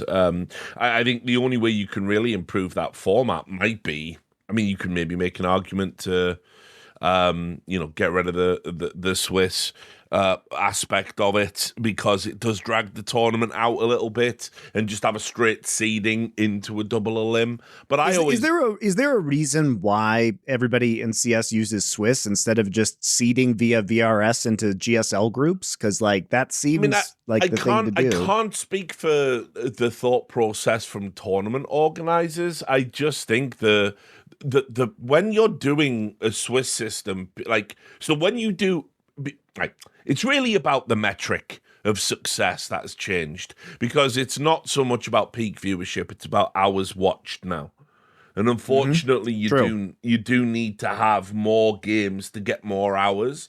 And in MR12 especially, it shortened the broadcast day quite significantly, and as a result, you might have 8 best of ones Swiss, which, by the way, I'll just say this so it's on record, as if it isn't already. Best of ones have no place in competitive Counter-Strike if you want to do it seriously. Using best of ones as a seeding ridiculous. You guys will probably appreciate this, but the argument I made in League of Legends is similar, right? Which is that people are used to thinking of, because when they go on matchmaking and they play a game, it's a single map, right? Yeah. And then you get match made into a different map, right? Exactly. But the reality is that one game of League of Legends and one game of Counter-Strike it's not actually a match in a competitive sense. Mm-hmm. And so you have to think of it more like tennis, right? Where nobody says one game of tennis determines a winner. You say one match of tennis, even though you and I might go out and play a game of tennis and be done, right? And so that's the fundamental issue, is that because esports fans are almost unanimously players or former players of these games who are the viewers, their conception of what constitutes a match is a single game, because that is their personal experience of playing. And we need to shift the perspective away from that, because that's not how professional scene operates in either game. Yeah. And so look, I think we should just have double elim as a standard thing. I think, like, put it this way as well, the reason why double elim is so good, and for instance the major format is so bad.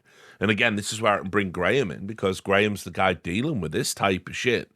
If your star player has a bad night's sleep or has a delayed flight. This almost happened. Rob said he had no sleep the night before the final. What if he didn't shit the bed as a result? He's lost the match. And you do 2 best of ones in that day, and now you're 0-2. And you have to battle back from 0-2 best of ones by doing 3 best of 3s over the next 3 days.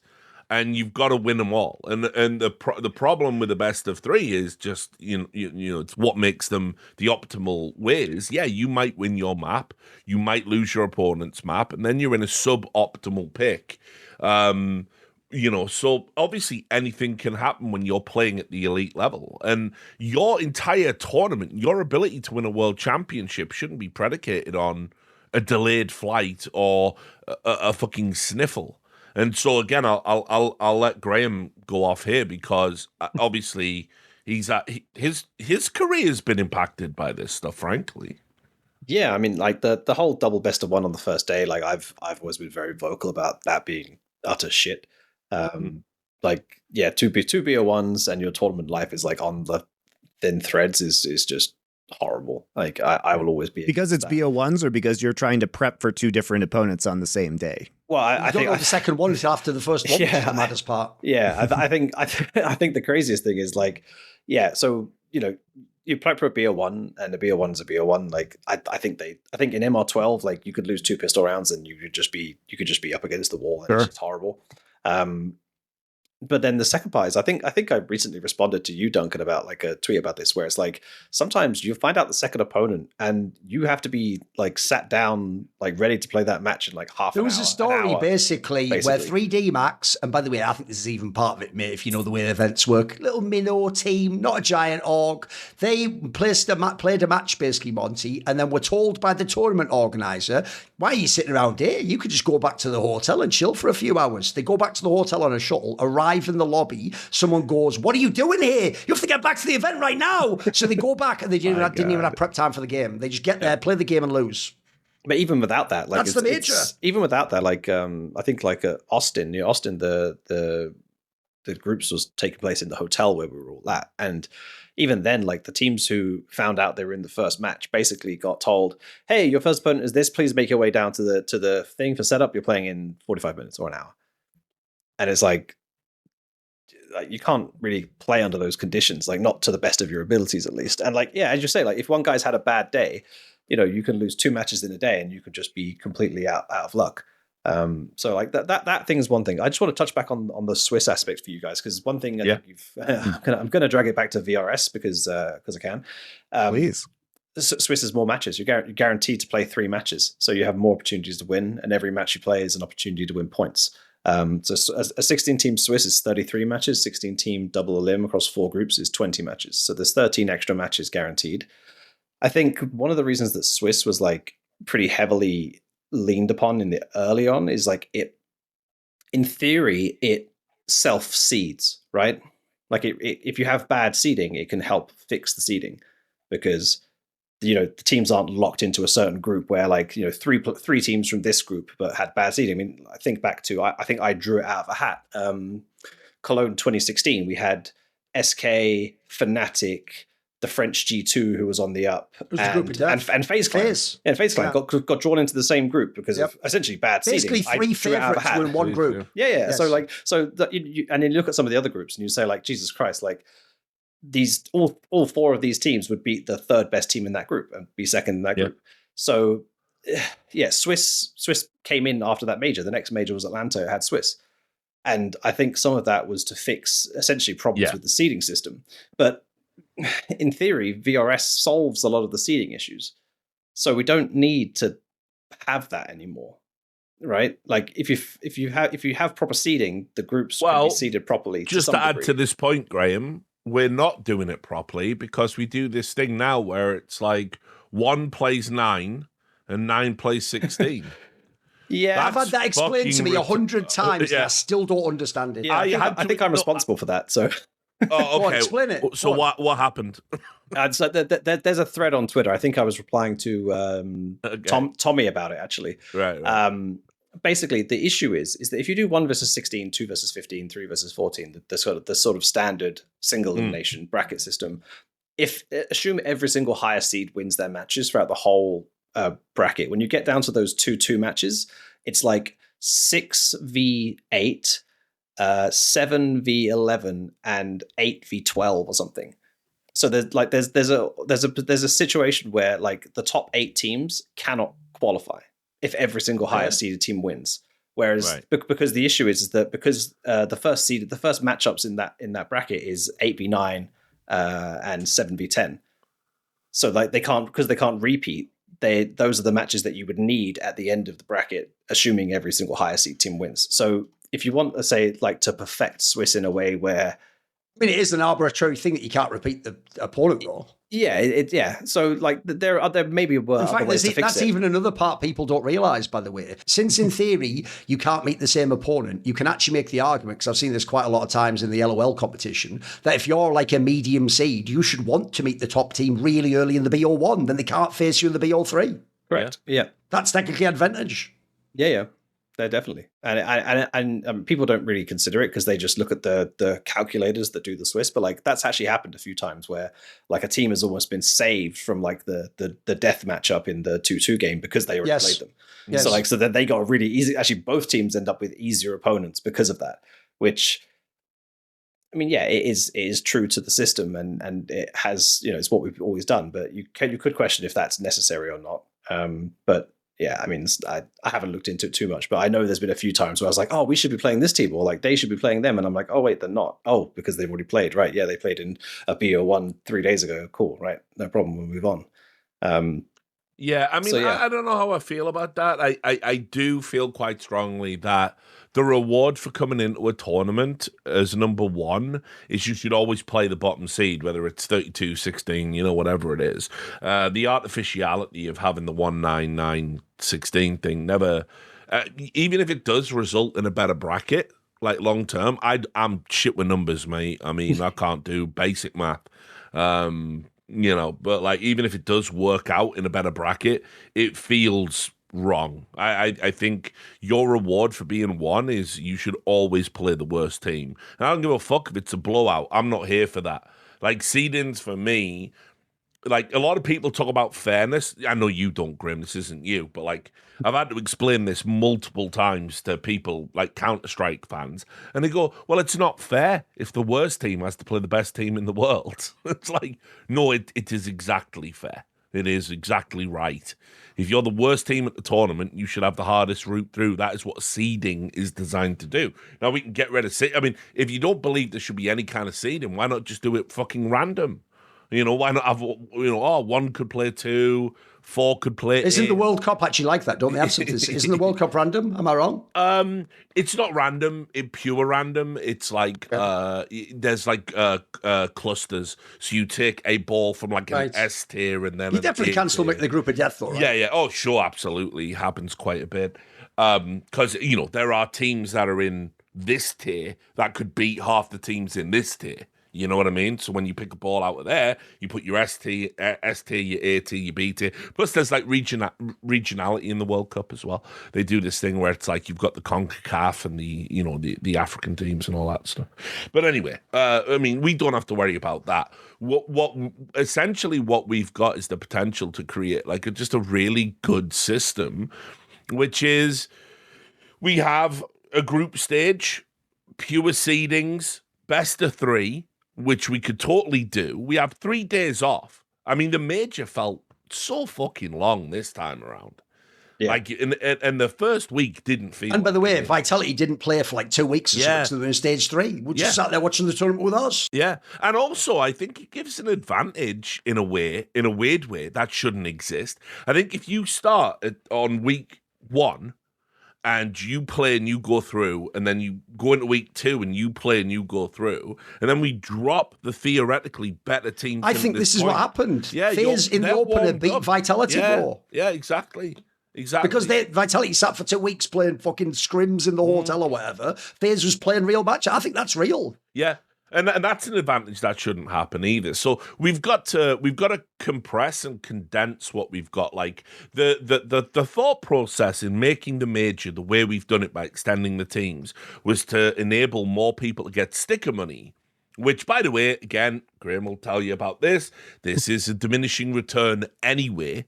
It's not.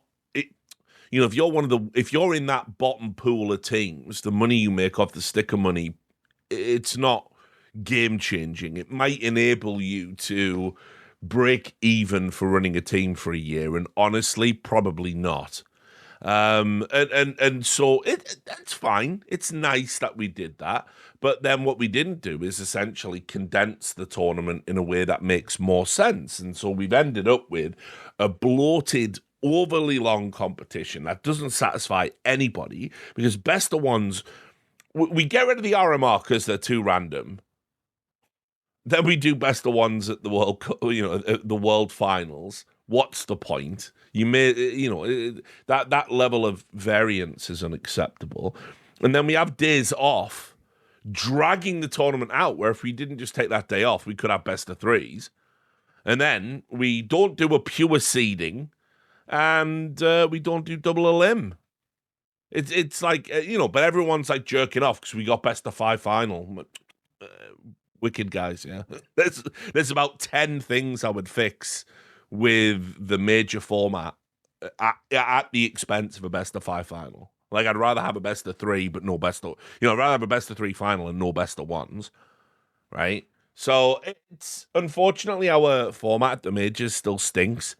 It's really bad. But this way, along similar lines, I always phrase it this way, right? Being as, especially thanks to VRS, the real action starts in stage 3 of the major, which used to just be the old fucking group stage. Yep. You've given 2 weeks and 2 stages to the least important teams, and it means at the end, because you just play 7 matches in the playoffs, instead of having an insane double elim playoffs that's super memorable, which is what TI has done every fucking year in Dota, instead you've basically spent your calendar, they do the same in League of Legends, so this month-long tournament, all the best matches are the last week or so. Mm-hmm. Whereas instead, you could have had a month-long tournament where half the tournament was the playoffs, and that would be fucking incredible. Instead, actually, the joke is half the memories of this major are like Paravision, who had no relevance to the fucking playoffs. Teams like Legacy, it was like minnows were half the fucking narrative here, which is bizarre. Because again, if you want to use any sports analogy, what sport exists where the playoffs? I guess the only one's the NFL because of fucking injuries and stuff.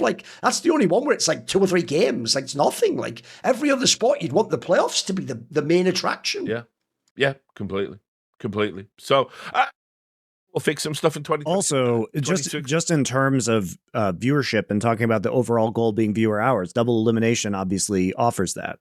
But I mean, I'll also add as well, there's just a lack of concern from Valve. It took us this long from 2013 to get to the concept of seasons, where it goes tournaments, major, player break. That's a good change for this year too, but I love that. The proper season, yeah. Right. Really good. And everybody loves this. You can plan your life around it, whether you're a broadcast talent or you're a player. We get some time off. But Valve have done nothing with this concept. Like, why isn't there a fucking thing that comes out? New map coming into the pool for next season at the major. And why are we not doing that? Why are we not changing up maps based around seasons? Instead, it just feels like, I mean, you can even get a fucking game update halfway through a tournament. And I know, obviously, if you're a League of Legends person, I mean, that was, you're insulated from that, because ultimately in Riot's world, you're playing on a tournament client anyway. And so middle of a tournament, it might not affect you. But sometimes in Valve land, changes are made to games in the middle of the tournament. You just got to eat shit. You just, not always. Sometimes you can do a rollback, but, a lot of the time you just have to kind of tank it. And it's like, why not actually plan, right? This is the key word, isn't it? Why not plan a season to be, we're going to play on this map pool. Everybody knows, January. This is the map pool. We go through tournaments, major, play at the major. These are the maps that are coming in for next season. Player break, tournaments, boom. Like, why not do it like that? Because the maps have to switch up in a way that, it makes sense. Because what ends up happening with the maps is, new map comes in, everybody bans it. Just don't want to play it, don't want to learn it. And then eventually some of the shitter teams go, we can beat the better teams if we learn this map. And then eventually it becomes normalized. And I want to say this, like, we've talked about Aurora, having not, they won one tournament. They got hurt the most by the way Valve are doing this with the maps. Like, taking Anubis out fucking killed them. So did complexity. Yeah. Took away Vertigo, took away Anubis, took away Overpass. Before that, we lost our three maps in a row. Yeah. Like, Valve hates North American Counter-Strike. It's a fact. But here's the thing, Graham. Do you think if you'd known at the major they were going out, or maybe going into the major, or it was announced at the major, would that have been enough time to mitigate that, or would it not make much of a difference ultimately? I mean, I don't think it would make too much of a difference. Like, I don't think we would have changed this certain map. I mean, if anything, it might give it an advantage because other teams might stop playing them. Right. But I don't know. The thing that bothers me, is Valve could have announced the train change for Vertigo, like today last year, like the day after Team Spirit won the major. Congratulations to the major champions. Cool, we're switching out Vertigo. Trains coming in. Mm-hmm. And then we could have had the whole winter break to do it. Instead, they did it 2 weeks into January, a week before the first event. That's what I'm talking about. Why? Or even more, honestly, give us a roadmap. Say hey, we want to switch out maps on a 6 monthly basis. After every major, we want to switch one map out of the map pool. The next one we're going to do is this for this. Tell us, let us play test the maps in a competitive environment. Let people actually know, so they can plan out the map pool and be some teams may say hey, we fucking love Mirage, we're going to keep playing it, even though we know it's going to be out in 6 months. We're going to keep playing it because it's a core map and we love it. And then we'll make a decision on our map pool in 6 months. But at least teams can plan for it. Right now, it feels like you just don't know if you're going to get the rug pulled out under you. Yeah. Without any knowledge. We lost Overpass I think 2 months or a month and a half after the PGL Copenhagen major. They then took Vertigo away from us at the end of that year. Then they took Anubis away from us. What was it? Was it after Austin? Yeah. I mean, we, obviously, from a viewing perspective, Duncan and I, we were out on Vertigo a long time ago, but we were only talking as fans. I mean, if you're the team that has dedicated hours and hours and hours and specializing in that map, the map shouldn't be pulled out because the two guys from the fucking Muppets who sit up in that fucking, booth, they're going, fuck this. Your opportunity to win tournament shouldn't be dictated by the whims of us, I just want to clarify, I don't mind the principle of the fact that they removed Vertigo. I don't mind that they removed the maps. It's more for me, it's it would be nice to have some level of understanding of what your future looks like before they just drop a bomb on you and then you have to react like crazy people, especially also just getting used to the concept of cycling maps in and out, right? Which it feels like they're doing now. Yeah, you kind of, but even so, it's I don't know. Why wasn't there a cash announcement this major, see, you could have really stress tested the concept. Like, we know there's maps that we want. Like, everyone wants Inferno out of the pool now, right? Like, everybody. It's awful. No one is having a good time. Players don't want to play it. It's antithetical. MR12 has only exacerbated the problems with Inferno as a map. And nobody enjoys it because, you know, you're going to get all the rounds. The CT economy is so hard to nail down. You like any time the CTs can win 3 rounds in a row but still be money fucked if you lose one, irrespective of what's happening with the, you know, win-loss bonus and all of that stuff. The map is busted. It doesn't fit. It doesn't work. And MR12 has really brought that into sharp contrast. And unfortunately, you know, it's got to go out. It needs a rework, or we need to make major changes to the economy so the map can work. You choose, Valve, one of the two. But what I would do is I would take it out, tinker with it, and I would have brought cash in. You know, and you announce it at the major, everyone knows Inferno's gone, and everybody knows cash is coming in. Like you say, it can be even the pros, they all know in advance, and they get like a month's head start on the map.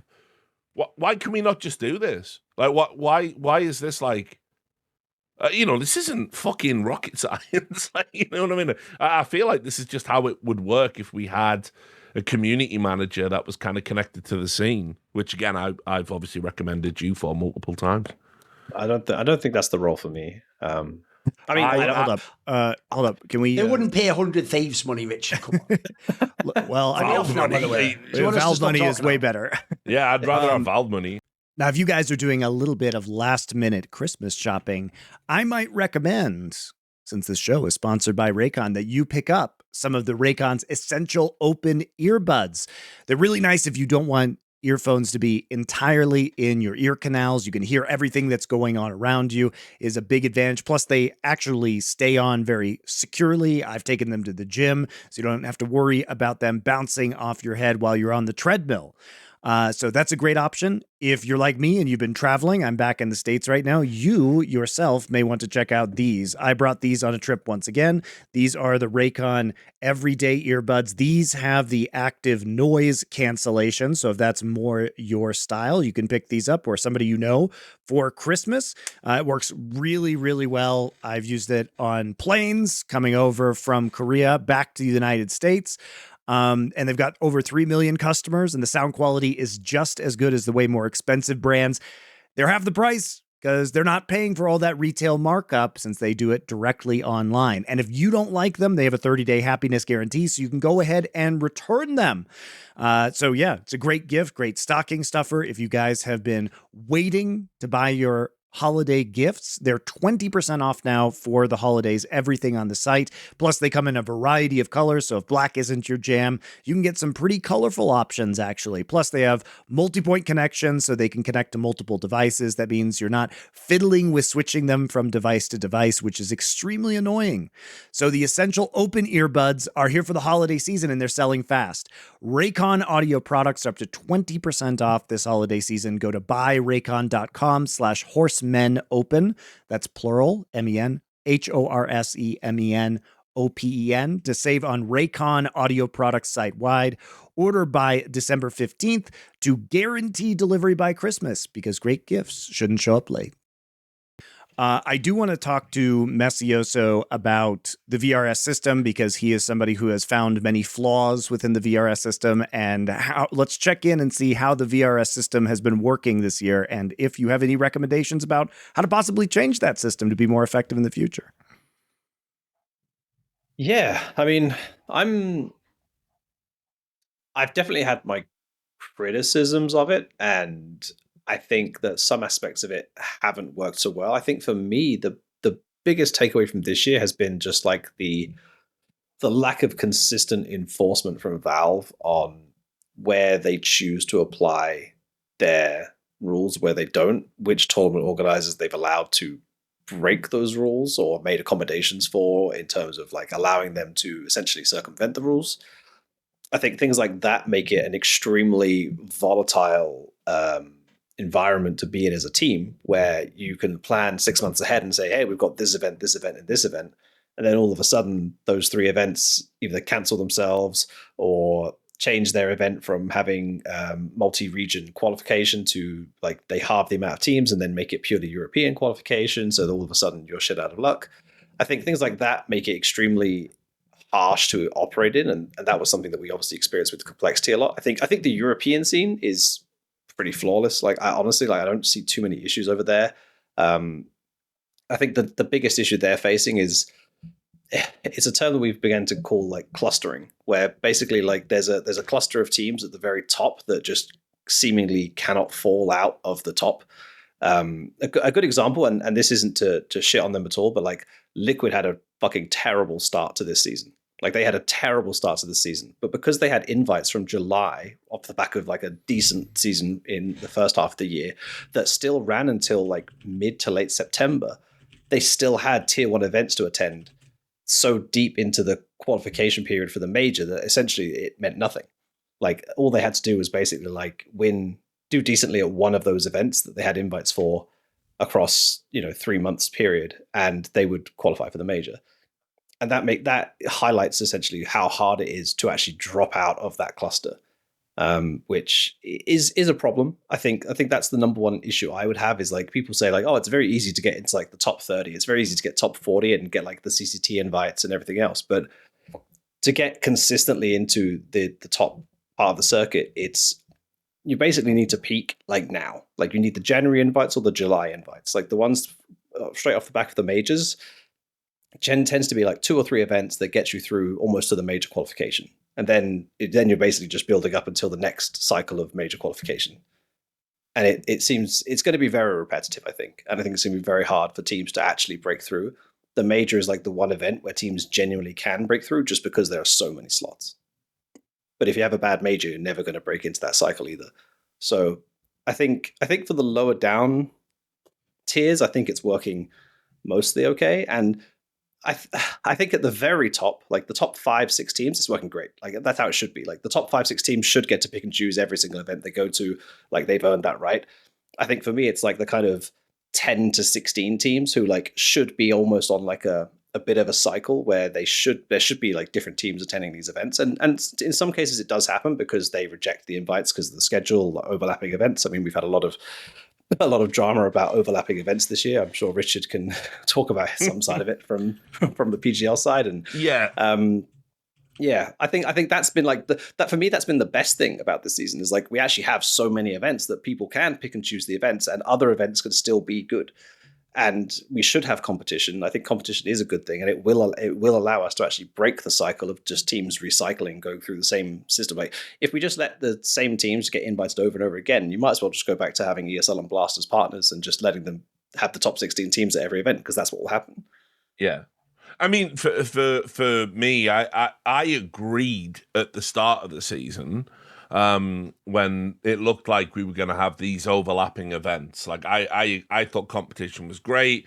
A rising tide would raise all ships. But then the fucking cunts at Na'Vi, Team Liquid, and Vitality, they started demanding appearance fees, essentially. And PGL's initial stance was, we pay you prize money, you divide it up how you want. And they were going, no, we need you to explicitly guarantee an appearance fee for us. And that should just not be happening. Like, it shouldn't. I mean, the implication there is they almost wanted the TO to take care of their own awkward conversation with the negotiation with the player over who should get the prize money, right? Exactly. And it's like, that's a you thing. Like, you tell your players that they get X amount of the prize money, 50%. You tell your players that, and then go out into a competitive world and try and sign talent on that basis. Instead, what they did was they strong-armed all of the TOs, which ESL were more than happy to go along with this because they had their existing agreement from all of that fucking Louvre bullshit that they did back in the franchise era days. We've still essentially got that for ESL. And what they've done, they forced PGL to pay these appearance fees, which they do. And then they still told, and everyone's going to pretend this isn't true, but it's true, they said to them, but obviously still don't go to their events, guys. And you will never see a PGL event where, like, let's say the top 8 teams in the world, they're never gonna compete at a PGL event all at once. It will just never happen. And you're supposed to believe at home that's just organic, and it isn't. And where it really annoys me, and by the way, players, you did this to yourselves. Maybe get your union back together, and instead of complaining about your hotel room or your business flights, maybe look at shit like this. If you go to one of the shittier ESL events, like Chengdu, right? No disrespect to the fine city of Chengdu before the Chinese government comes after me. But, I mean, it's a smaller event on the calendar, right? And it overlaps or bumps up against a PGL event. If you go out there, out of the million prize pool, which it's still allowed to advertise as and still allowed to get VRS points as if it was, 700,000 goes to the orgs. 300,000 goes to the players. And you're being denied the right to compete at a PGL event where 625,000 of the prize money goes to the players. So you're essentially having your prize money cut in half by ESL and the orgs that employ you. And I haven't seen one player say anything about this, and they just all blindly go along with it. You do realize, in any other sport, if I cut prize money by 50%, arbitrarily for other events on a circuit, the players would fucking go on strike. But not here, because ESL's got everyone by the balls. And so, unfortunately, as we head into 2026, where Blast, who are totally not allied with ESL, wink, wink, nudge, nudge, they're going to be going up against PGL events, and ESL are going to be going up against PGL events. The end goal isn't to create an ecosystem that works for players and people who work in the industry. The end goal of ESL, irrespective of their own survival, is to destroy PGL. And it's very transparent. I don't know why people can go, oh, Richard Lewis, you take a paycheck. Fuck that, man. Like I wouldn't speak my mind. I took a paycheck from PGL and then I fucking roasted them after Stockholm and turned down working a major with them in Antwerp over what happened in Stockholm.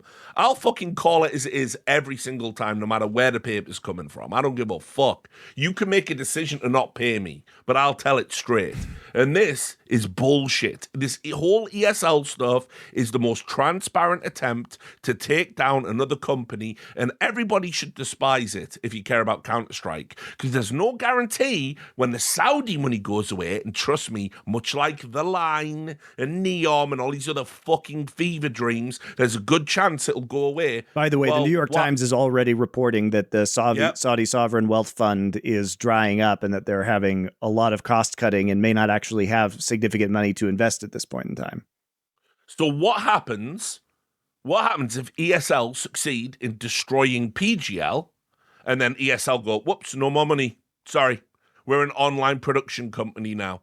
And all these orgs, these fucking morons that run these orgs go, oh, shit, sorry, PGL, can we have events? No, sorry, you quite literally killed the goose. You know, actually, me and Monty have a little bit of experience with trying to bring millions and millions of dollars into the circuit, and then other tournament organizers, like say an ESL, trying to directly gatekeep you out of being part of the circuit. And then the second you go, not bringing out the extra millions of dollars and giving them all to the rest of the people in the scene. Because one of the things I think is fucking insane that ESL did this year, this is where I'm so bored of Valve Software. I don't want them to be in control of the scene. I like the current setup. Yep. All I want, though, is enforce the rules. And I'm sorry, when it comes to enforcing rules, this is the whole point of the fucking famous King Solomon example and the baby, is you don't do it to the letter of the law, you do it to the spirit of the law. So the letter of the law is you can have events that, as long as they don't overlap. The spirit of the law is, that means if I choose to attend both events, since they don't overlap, it is possible. ESL has abused the letter of the law to create a system where their events don't overlap. They just have them on another continent, and if you can't arrive within something mad like a 12-hour window after winning one tournament, you will be docked part of your prize money. Unless, of course, you were to apply for an exemption, which now means God only knows what goes on in that back room when you apply for that exemption as to whether you get it it or whether the other guy doesn't. And so, unfortunately, they absolutely have done what ESL will always do, which is, what are the regulations? Right, go right up to the fucking line of it and basically imply you've crossed the line without crossing the line. But in doing so, essentially, you absolutely have prohibited teams from attending both of the events. Or you're just saying, I'm basically going to fuck you up your ass on whether you'll be able to actually compete at or be competent at my tournament when you come here. So they are basically saying you will just not get the prize money, have the same access. And the problem with that is, this is another one of those things where Valve doesn't have to come in and do something massive. All they have to come in and do is just go, ESL, sort it out. Give them an extra day, give a 2-day break between events. They could fix this tomorrow. It's one of those ones, by the way, I'd love to know what people think about this. I genuinely think Valve either is totally unaware of that or just doesn't care. That's what I find most sinister. I know ESL's always going to ESL. That's why you got to fucking like sort of go ahead and preempt this stuff and slap them on the wrist every now and then. Quite clearly, I mean, just based on major selection, I think we can say Valve are, in a very non-specific way, making it known that they don't necessarily approve of everything ESL does. And again, if I was Valve, I've got every reason to be upset with their current ownership. You know, for instance, Valve moved to a new system for raising money from the international, and I won't get into the ins and outs of it, but ultimately it's reduced the prize pool. And cynically, the Esports World Cup, just so it can say it's the biggest prize pool, it went up to like 5 million. And then the international sort of came out at 2.8 about there. And then they reduced it for this Esports World Cup to like 3. Because they know they can still make the claim they're the biggest. As long, all it takes is TI just not eking ahead. And that would piss me off. That level of cynicism. They're not engaging with the fucking ecosystem. They are trying to dominate it in a very blatant way. I would never give ESL a major. Now, I don't give a fuck how good Cologne is. By the way, Cologne, the same event where we had people screaming the N-word and playing Kanye on the actual broadcast, something that if it had happened in America, the network would have to pay millions of dollars in fines and the CEO would have to do an apology tour. The only thing ESL ever said about it was to put out a funny skit, which, yeah, fair play. I know what you mean, by the way. I'll never understand that. This is like the whole fucking Rollbit sponsorship thing of how it can be on camera, but it's banned. At the end of the day, if this actually happened in Dota, let's say we had the team Nigma Galaxy play and a caster was to accidentally do an insane, like, Tourette's level, like, brain fart and call them that name. By the way, that's clearly unintentional. You would immediately have to put out a statement, probably have them apologise on camera, say, we apologise for this word appearing on our broadcast. Why does you accidentally having someone near the crowd mic intentionally saying that word or playing that word, why is that just not something you don't address? Screaming it during a trophy lift. Oh, it's nuts. By the way, they had to delete that on the VOD on YouTube, I believe. It just doesn't exist anymore. Yeah, it never happened now. The only reference... Even though it was when they were lifting the fucking trophy up to win it. Yeah, it's mad. So, look, I'll say this, like, you know, the ESL just constantly skate on stuff. But by the way, if I went out and I was streaming around the fine streets of Birmingham and someone came up and screamed the N-word on my stream, does my Twitch stream get banned? It's happened to multiple people. That it's like, and you weren't in control of it, but Twitch's opinion, if it happens on your stream, you dictate the content that goes out in your stream. So the N-word can be said 3 times during a Counter-Strike broadcast, no problem. A sponsorship that would get my Twitch stream shut down, I can have it if I'm a tournament organizer, right? I mean, like, guys, what are we doing? And like I say, on ESL get away with everything right now. Like, they're just getting, and they're laughing in everyone's face. They're running a tournament. We're going to tell teams they can't go to your tournament because theoretically, if they miss the flight, they might not make a media day. Who the fuck are you? Like, what is happening here? And everyone's just okay with this. Like, for real, fuck ESL and what it's turned into, because it was bad enough back in the day when they were just greedy. But now the level of, like, you know, the authoritarian approach almost to every team that participates in their tournaments. We will ban you from future tournaments. We'll ban you from Krakow at the start of the year if you go to a PGL event. Nah, none of this should be happening. And fuck Valve for being cowards. Because all you do is pull their license for one big event and ESL will never do it again. They are so dependent in their business model on Valve games. I've seen the financial records. They're hoping to break even in 26. They've made all these layoffs. If Valve takes away their license for one big event one time, that fucks their entire year financially. It's all they have to do. Can be a daughter event even. Doesn't even have to be a big Counter-Strike event. You slap them on the wrist once, they'll never do any of this bullshit again. But Valve won't do it because they don't want to be seen to be fucking kingmakers or whatever, which is totally out of the window as a concept because you literally dictate who hosts your world championships. You know? So it is mad. And put it this way, just to play a little bit of devil's advocate, I could also understand if I was over on the ESL side of things, might piss me off a little bit that PGL seem to have that special relationship with Perfect World and they get to do TI every year and we just take that as a given. And there was one period of time when Blast weren't involved in Dota, PGL had all of the Dota tournaments and PGL seemed to have this, relationship. When Perfect World do it, you're doing the English broadcast for CS. I get all that. But what ESL have done is so egregious in terms of the potential harm to the long-term health of the scene, they absolutely should be stopped. And no org should be getting an appearance fee. You're an MGO, you have to attend events. I shouldn't pay you to be there. That's your whole fucking business model to begin with. That's like paying me to wake up. What the fuck is going on? It's mental. Mental we've accepted that as a concept. And trust me, the org's making money. You're meant to be making money day one. If you don't, that's a you thing. That's a you problem. You can't get sponsors. Stop lying to sponsors. Orgs like Complexity got fucked by orgs that didn't take the bag. That did take the bag, while Complexity didn't take the bag. Orgs like Complexity got put fucking 6 feet deep because dickheads in League of Legends spunked 40 mil of VC money up against the wall.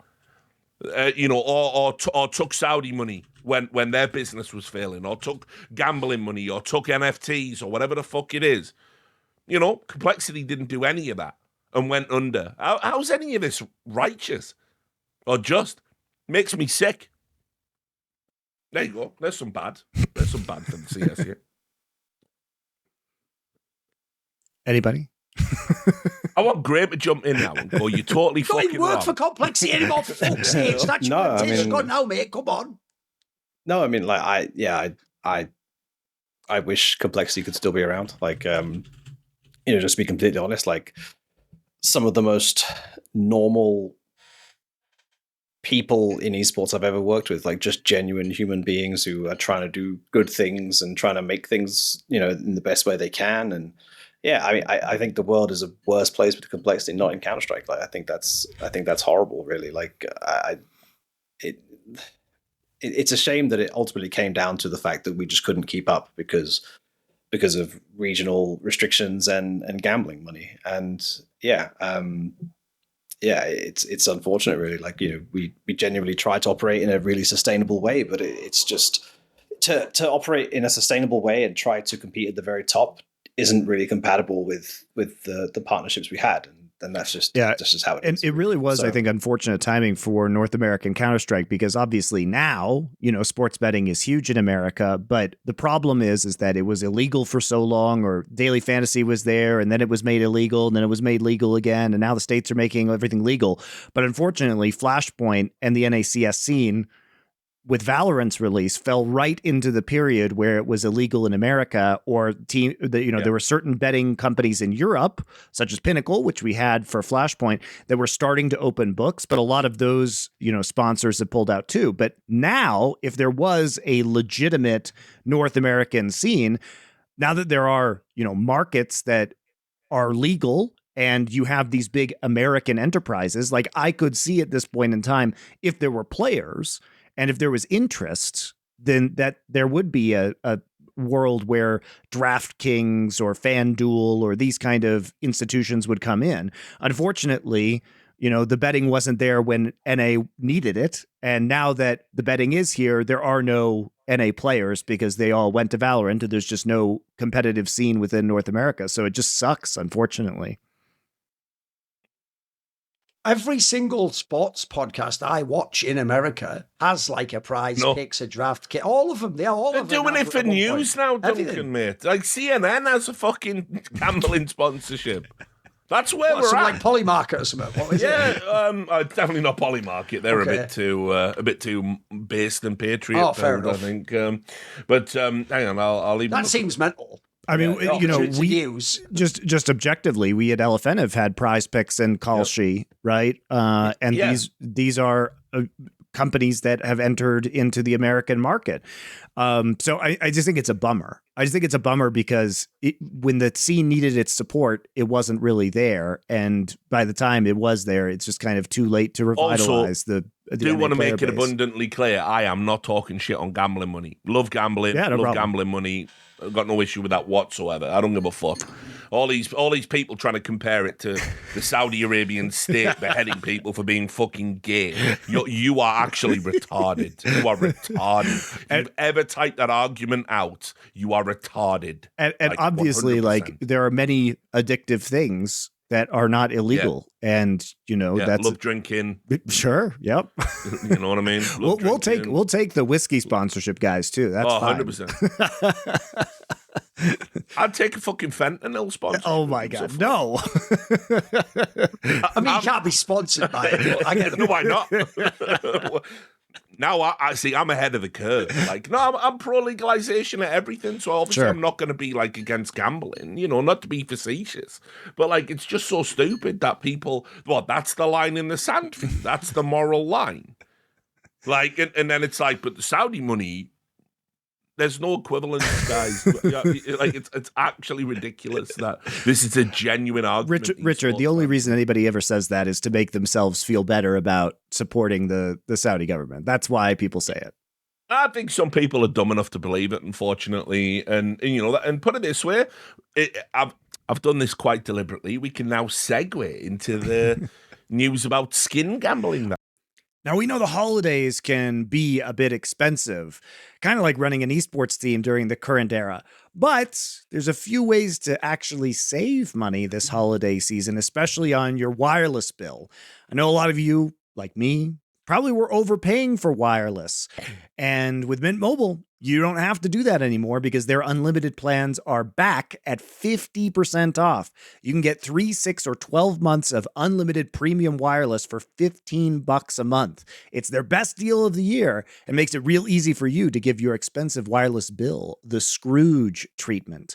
And also Mint Mobile, they all come with high-speed data and unlimited talk and text on the nation's largest 5G network. A lot of you, like me, probably just using mostly Wi-Fi as you skip around town these days. So you're not even using that much data, or you don't really need the speed of wireless when you have Wi-Fi available, which is often faster. So you can actually just save money right ahead, especially if you already own your own phone. You bring your current phone and your number over to Mint. It's incredibly easy. You could do it on their website, especially if you have an eSIM. You can do it basically instantly. Otherwise, you'll have to get shipped a SIM card, but most modern phones have that eSIM. And frankly, I just prefer to buy my phones up front when possible rather than get stuck on an installment payment plan. So if you've already paid yours off, or if you want to buy a phone up front, now's a great time to switch to Mint and save. And you probably, if you just switch to Mint, will be able to easily afford a new phone. There's no contracts, no nonsense, nothing like that. It's their best deal of the year. It's happening right now. Great coverage, obviously, in the United States. Plus, if you guys are traveling internationally like I do, you can just go on their website and attach a plan where you pay for a number of days and you will get access to high-speed wireless data when you're traveling abroad. So you can turn your expensive wireless present into a huge wireless savings future by switching to Mint. Shop Mint unlimited plans at mintmobile.com/4horsemen, plural, FOURHORSEMEN. That's mintmobile.com/4horsemen. Limited time offer, upfront payment of $45 for 3 months, $90 for 6 months, or $180 for 12 months. Plan required, equivalent to $15 a month. Taxes and fees extra, initial plan term only. Greater than 35 gigabytes may slow when network is busy. Capable device required. Availability, speed, and coverage varies. See mintmobile.com for details. I was going to say, because I do want to get Graham's take on how much this affects the tier 2 scene, because they're obviously, regardless of what you may think about the skin gambling or gambling issue, I think factually it is heavily propping up the pro player pipeline, because these betting sites do go crazy. And we could say, sure, it creates very bad things, such as probably a lot of tier 2 games have match fixing. That's reality. I mean, you see this now in professional sports. Like, you see all these pitchers in baseball now being, in very heavily investigated for throwing like potentially spot bets, because betting has become so much more advanced. It's not just about win or lose or get X amount of points. It's like, well, this one pitcher could throw a pitch at a certain time, and if that doesn't, if that goes a certain way, it doesn't look that suspicious in isolation. By the way, in the NBA, it was even implied that due to gambling debts, coaches actually were like benching players and shit like that to mess with certain like prop bets that could happen in the game to pay off their debts. So obviously it's a huge issue, and you could say, okay, well, this is, I think it's an interesting conversation to have about CS as to what's the acceptable price to pay for a legitimate pipeline of players, because sure, the tier 2, tier 3 may be rife with bet match fixing, but also it's the betting and the betting companies and the skin companies that may be actually paying the salaries of players, which is providing them a place to play full time so that they could become tier 1 players someday. And without that, what does that mean for the scene? So it's a hard question. Yeah, I'll let Graham field this one first up. Sorry, just say the question again quickly. So the question is, what do you think about the skin gambling sites being taken out by Valve, and what effect do you think that's going to have on tier 2 in particular for player development? Yeah, I'm not sure of the effect on tier 2. I don't really. I mean, I know a lot of teams have like have a skin sponsor. Like, one thing that I always said to Jason was like all third-party skin sites operate outside of Valve's TOS, and they could shut it down any minute, and it's essentially a gray area, right? So that was always the basis that we worked on at Complexity. I mean, put it this way, the obvious implication is people say that's an illegal one because they think having a license somehow like makes it, but actually it's the same with casinos, mate. Every casino could choose not to pay you out. It doesn't fucking matter what license they have in any region. Yeah. I think for me, it's like, obviously, like from Valve, there's two perspectives, right? One is that like you can claim that any third party trading or selling is then not occurring on the Steam marketplace, and that is directly taking profits from Valve, right? Because they obviously profit on every trade that takes place on the Steam marketplace. Whether the market would be as big if they limited the ability to only operate within the Steam marketplace, yeah, probably not. So whether there's like an overall benefit to Valve there, I would probably say there is in having the third-party marketplace active. I think the second aspect is Valve just doesn't want to be associated with any of it, right? They just want to be very clear, like, we are not going to have our name dragged into it in any, like, we're not going to officially endorse like third-party skin sites by having them be able to advertise on VRS tournaments. And you can't run a Counter-Strike tournament actually at all now without a license, and you can't get a license without adhering to that one thing. So essentially no Counter-Strike tournament ever can now advertise third-party skin sites, which is Valve basically saying like, we're not gonna shut it down.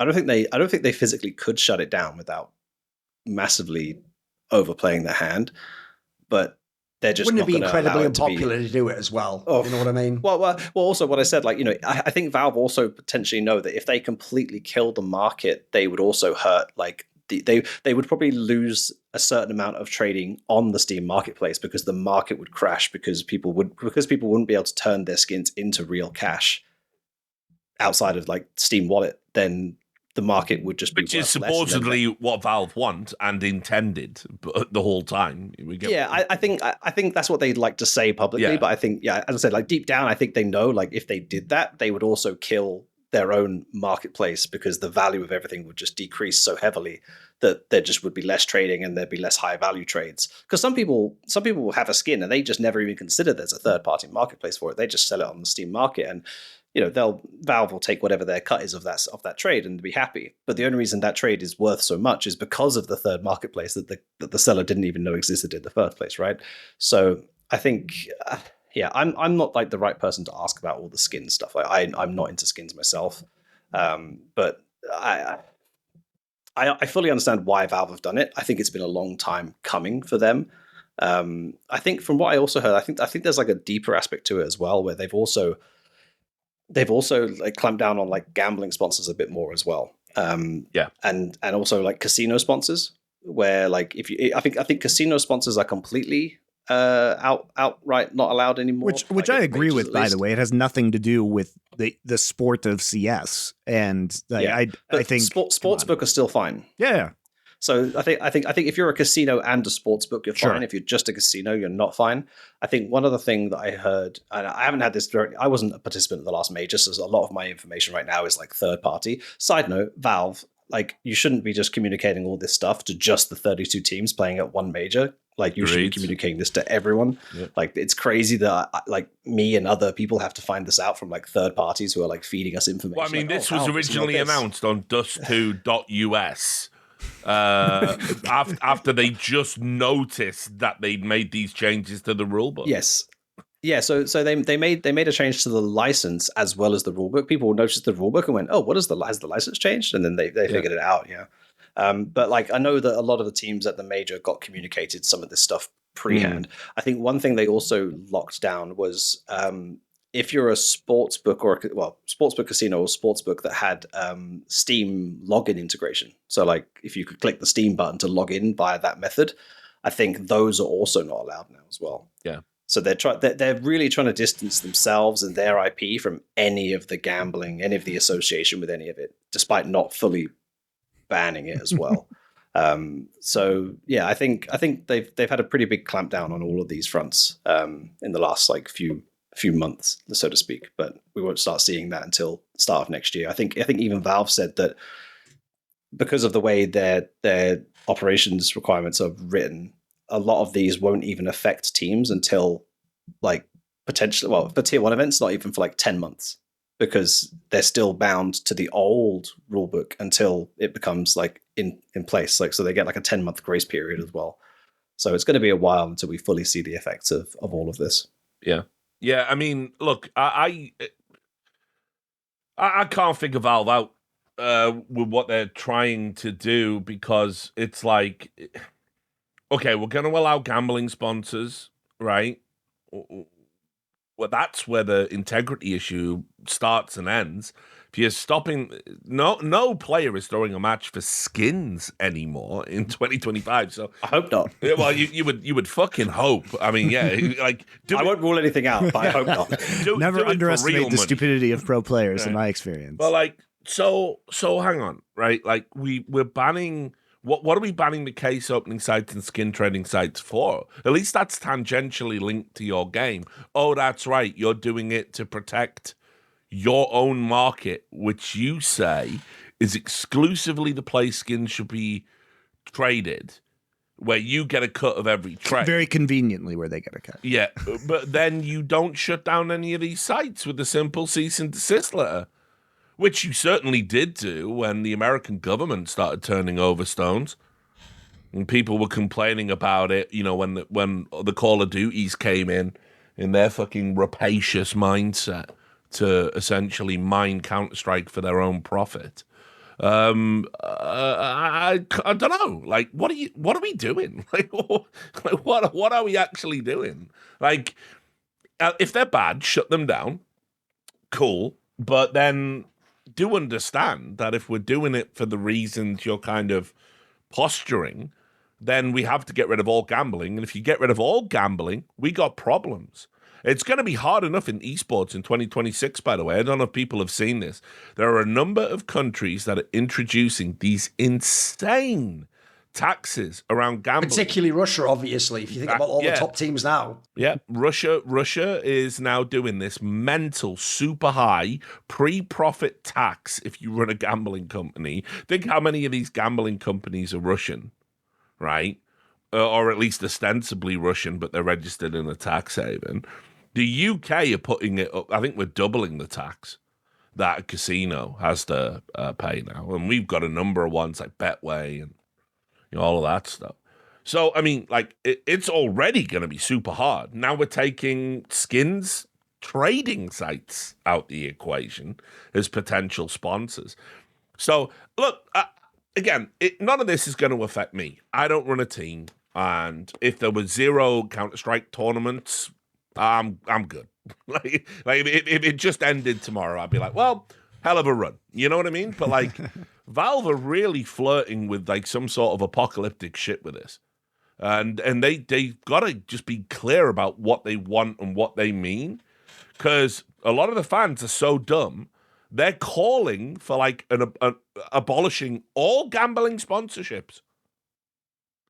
Like, congrats, you killed esports. Yeah, by the way, I mean, that's the outrageous thing, right? Is that if you're not willing to pay to watch, it's not pay-per-view in any way. You don't have to have a subscription to watch.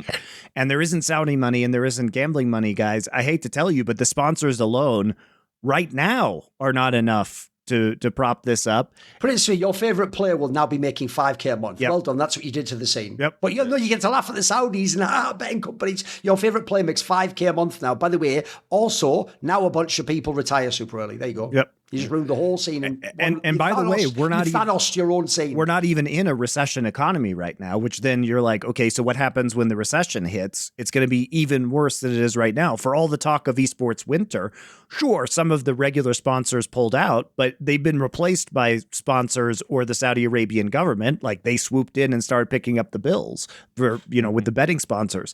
So the question is, what happens if a recession hits? Because it's going to be even worse. We're not even in the worst timeline. So you can't take away the betting sponsors, guys, because the scene would just not even function.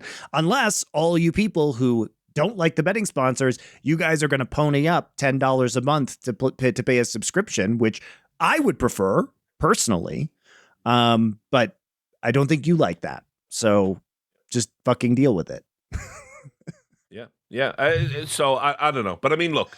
Is this a step in the right direction? Some of these sites are shady as fuck, and if you were using my intellectual property to be shady, I mean, look, let's be clear about what ended up happening with the skins gambling and the case opening sites. They've rigged it behind what you can't see, right? In the back end of the website, like no one is opening a case and getting anything anymore. The margins are so fucking insane.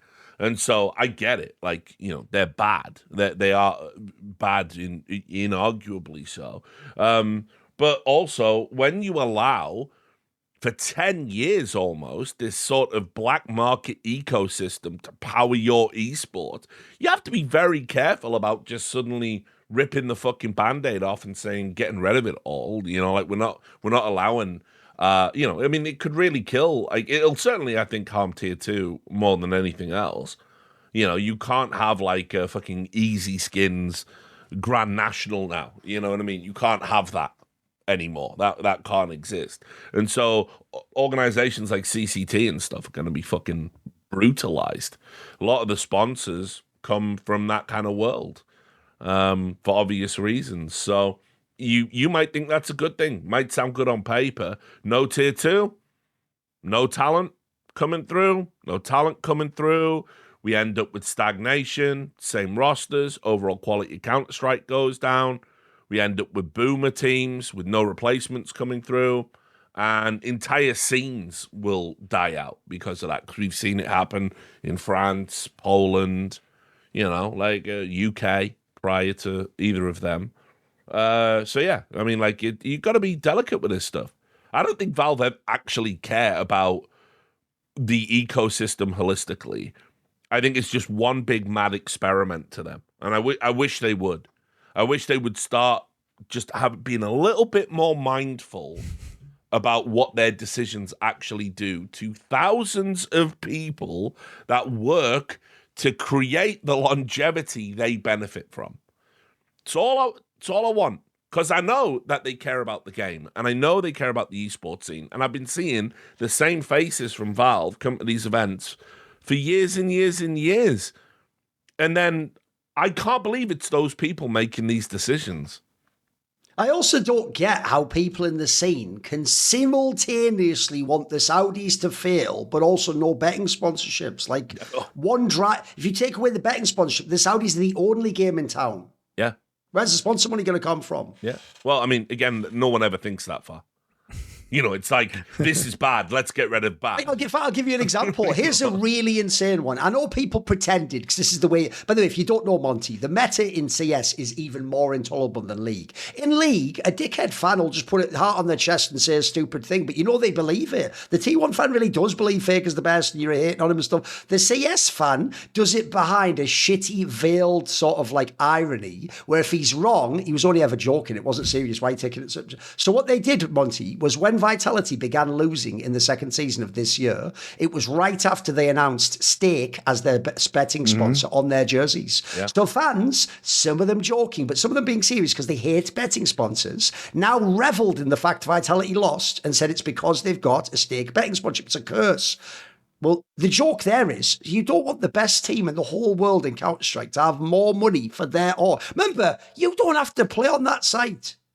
So this is the sort of purity spiral we're in now, where, again, I want to say to the person, right, we take Stake off there. And in fact, Vitality is going to be the one org that says we don't do betting sponsors, right? Next year, when some player's contract's up, he's not going to be on Vitality. And then when Zero's contract's up in 3 years or whatever, he's not going to be on Vitality. Do you now want Vitality to be Gamer Legion? I don't think you do. I think you wouldn't be a fan of Vitality or Gamer Legion at that point. And this is all, it's just guys, straight up, it's the market responding to what you do. The fact that you do not buy other products that sponsor Vitality is the reason why Stake is there. You guys are just buying Stake. Like, I don't know what to tell you. That's just how you are working. So, you individually can fix this by saying, wow, this team is sponsored by this company. I will purchase their products if I like them. I mean, you guys do that for us at LFN. You guys are great. Just do it for the teams, and then you won't have these problems. Yeah, it's wild. I mean, but unfortunately, I think 26 is going to be tough. I think we've had a really good 25. I just think next year is going to be so hard. You've got TOs like vying for space. You've got esports orgs having to do more and more with less, because you really do have a haves and have-nots situation at the top end of the scene. Again, 100 Thieves, they're probably going to find, even with their sponsors, they're probably going to find it tough to compete, and they're going to have to be smart, because the guys that have cozied up to ESL and Saudi, they got a head start on all of the money. They're making all these insane demands. It's not just ESL, it's the Esports World Cup. They're all on that stipend program, which, if I recall, I do seem to remember 100 Thieves having a bit of a brouhaha over there before your time, obviously, Graham. But it's, and then on top of that, we've got fan base that still won't pay for anything, like in esports. And not only, it's gone so far from, okay, dickheads, you used to not pay, but that's fine. We've got sponsors that will. Now you won't pay, but you also won't let orgs have a certain type of sponsor. You want to dictate that, not Valve, not them. You say, are you going to pay? Are you going to give us the equivalent? No, absolutely not. We will not be paying a fucking penny. It's crazy. And I think, unfortunately, what we're probably going to see some, like, we're going to see some people go out of business. I mean, Duncan's referenced Gamer Legion 2 times now. Where do we think they are in 26? They could be one of the guys that we all loved this org. We thought they were doing everything super cool, scouting good players, really good coach. Where do we think they're at by the end of 26? Don't be surprised if teams like that just fold. And like I said, what happens if there's a recession? Like, this is going to just poke these teams right over the edge. Which, I know you said we're not in a recession economy, but I mean, like, it has felt like we've been in a recession. Look, we can debate about that one. No one said the R word. Yeah. Let me put it this way. It's possible that we are. It's just that the sponsors and marketing budgets have not responded in that way yet. Right? Yeah. I mean, put it this way. Being in a recession and people calling it a recession leading to a lack of confidence in the market and stuff is, 2 different things. But yeah, I don't know. I think, like, we've had such a good year in 25, and I'm genuinely worried about what 26 brings, because unfortunately esports is just it's the same people making the same decisions. It's always an exercise in monopolization. That's what people want. It's all they ever want. We control it all. We control the spice. You know, like, well, it's also, we're just in a weird place where the esports economy is directly tied to oil prices now, which is like, how the fuck did we get here? But that's what I'm saying, is that the reporting that's being done about the Saudi Sovereign Wealth Fund, which is the entity that is required to continue funding this, is apparently, people are speculating that the money's drying up a little bit because oil prices have gone down. And, they've spent a lot of money. They just spent $50 billion buying EA. And that's a much better business than esports. I'll tell you right now, microtransactions in FIFA or whatever it's called now. I forget what it's called now. Whatever the soccer game they make is, that's way bigger than the entire esports industry. So they're going to be focused on that. And the fact that they bought Pokemon Go and that they own all these mobile games that are way more profitable. The hammer is going to come down because they're not just going to float this until the end of time. They're not. Yeah, agreed. So, like you say, 26.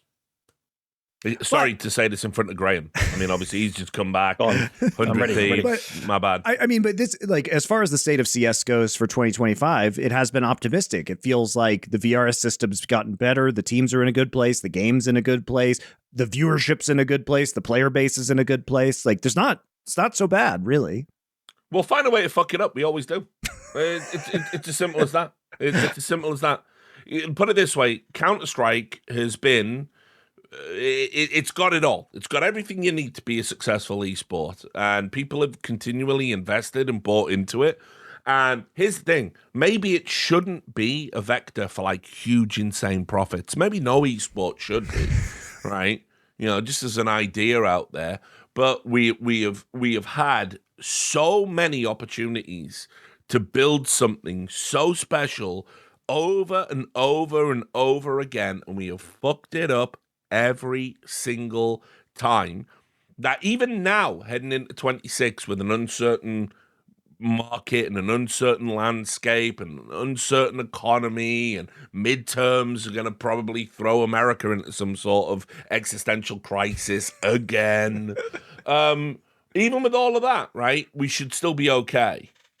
But we're not going to be okay. We're going to have all of these problems, and they're all going to be self-inflicted. Like, it's just what Counter-Strike does. Like, we, as a scene, we are collectively retarded. It's actually crazy how many incompetent, stupid, greedy people have come to this one area of esports. Like, put it this way: League of Legends would love to have the problems we've got. You know what I mean? We'll get to the state of LoL again, by the way, guys. It'll be interesting. Yeah. So, any final thoughts, Messioso, about the scene? Like, it seems, you bounce back really quickly. It's very positive, obviously, that 100 Thieves is back in. The scene itself is looking strong, dynamic. Viewership is good. Like, feeling pretty good. Yeah, I think there's a lot of things to be excited about. I think there's, as we've alluded to, I think like the underlying TO war is generally just beginning. I think that, as Rich said, I think that has the makings of very self-destructive. I think that could be a big problem. I think competition is very, very good, and I've said that before. Like, overlapping events is very, very good. What's not good is when tournament organizers are essentially pushed out of the ecosystem, which hasn't happened yet, but looking at the calendar for 2026, and I think actually especially in 2027, which I'm getting ahead of myself now, but like I think 2027 looked more concerning for me. I think there's like a lot of direct overlaps between like the big three, so to speak. And I mean, overall positive, there's more money flowing into the hands of the teams and the players, and there's positive aspects to it as well. But I would be cautiously optimistic if I didn't see some major issues in the future. But I mean, honestly, right now, like I think VRS is mostly functioning well to succeed in its goals, which is to have the best teams at the best tournaments. I think there's things that could be adjusted to make it not fairer, but so add some additional dynamics into it, so it's not completely repetitive. But I think for me, like one thing we haven't touched upon, like the whole open LAN ecosystem right now that's flourishing, I think is really good. I think we've got teams paying to attend events. We've got small TOs popping up who hopefully can develop into bigger TOs. Like, I'm going to say, like, I've been to these Draculan events. They have paid me. Like I'm not a paid shill for Draculan, but I've been to their events. They have paid me. But I just want to be clear. Just one of the best names of any TO as well. Like, you're in Mania, Draculan, perfect. Love that. They're doing some events next year, and as far as I know, they're also looking to do like a bigger event, like a 150, 200K event, like really like push the boat out, do some invites, like sort of begin to bridge the gap from kind of like open LAN events to something else and do a mixture of everything. And, I'm hearing about all these other tier 2 LANs that are, coming out of nowhere. I think we'll hear more about them in the next few days, I think, even potentially. So like there's a lot going on right now. Like there's a lot of tournaments to play, like LAN events to go to. I think that's all great. I think that, there's definitely some concerns about like how far in the ranking can that actually take you before you just have to be at a tier 1 event to get that like final piece of ranking. And I think that is a major issue. Like the kind of gap between the top 16 and the 20th to 30th teams is like huge, and breaking that gap is really hard. Which would be like my main issue from like the ranking perspective. But I think for me, like the only thing I really, really want is just Valve to be more consistent with what they're doing. Like I've heard in like the through the rumblings that like Valve sort of saw 2025 as like an experimentation year. So they were willing to like allow changes here and there and try and, adjust and cater. And that, they plan long term to begin to be more strict about these things and to start like, saying, no, you can't change that. Like you can't make these changes to your event at this point, or you will get demoted. And I think they did it to Perfect World this year, where they demoted their event from a tier 1 to a tier 2 event because they tried to make changes to the event that Valve just considered too egregious to even give an exception. So hopefully Valve will begin to do that, because I think the volatility of allowing TOs to change so much really affected a lot of teams this year, like especially in that kind of 16 to 25 range where they expect to kind of get the bottom feeding roll down invites from these events when there are overlaps, and then all of a sudden they don't get them because people have changed and modified their events in ways to sort of manipulate the teams that can attend, and or just couldn't like in Starladder's case just didn't want to compete with Fisher, so they just cut 8 teams from their event, which cut all the international teams and made it a European only event, which I think just sucked. And that one's close to home because it was my team. I mean, technically they were passionate by the time they attended, but it was my team that was affected by that. So obviously that one is closer to home than anything else. But I just think we're in a good place, but it could be better. It could also be a lot worse. It could be a lot worse than we're like. It could be so much worse. Well, give it time. Yeah. All right. Well, I think that'll do it for today, guys. Thanks for tuning in for the State of Counter-Strike. We'll be back after the new year with a new 4 Horsemen. We'll see you guys then. Until then, Esports Delenda Est, as usual. Merry Christmas. Merry Christmas. Happy holidays, just to be inclusive and not get cancelled. All right. See you guys then.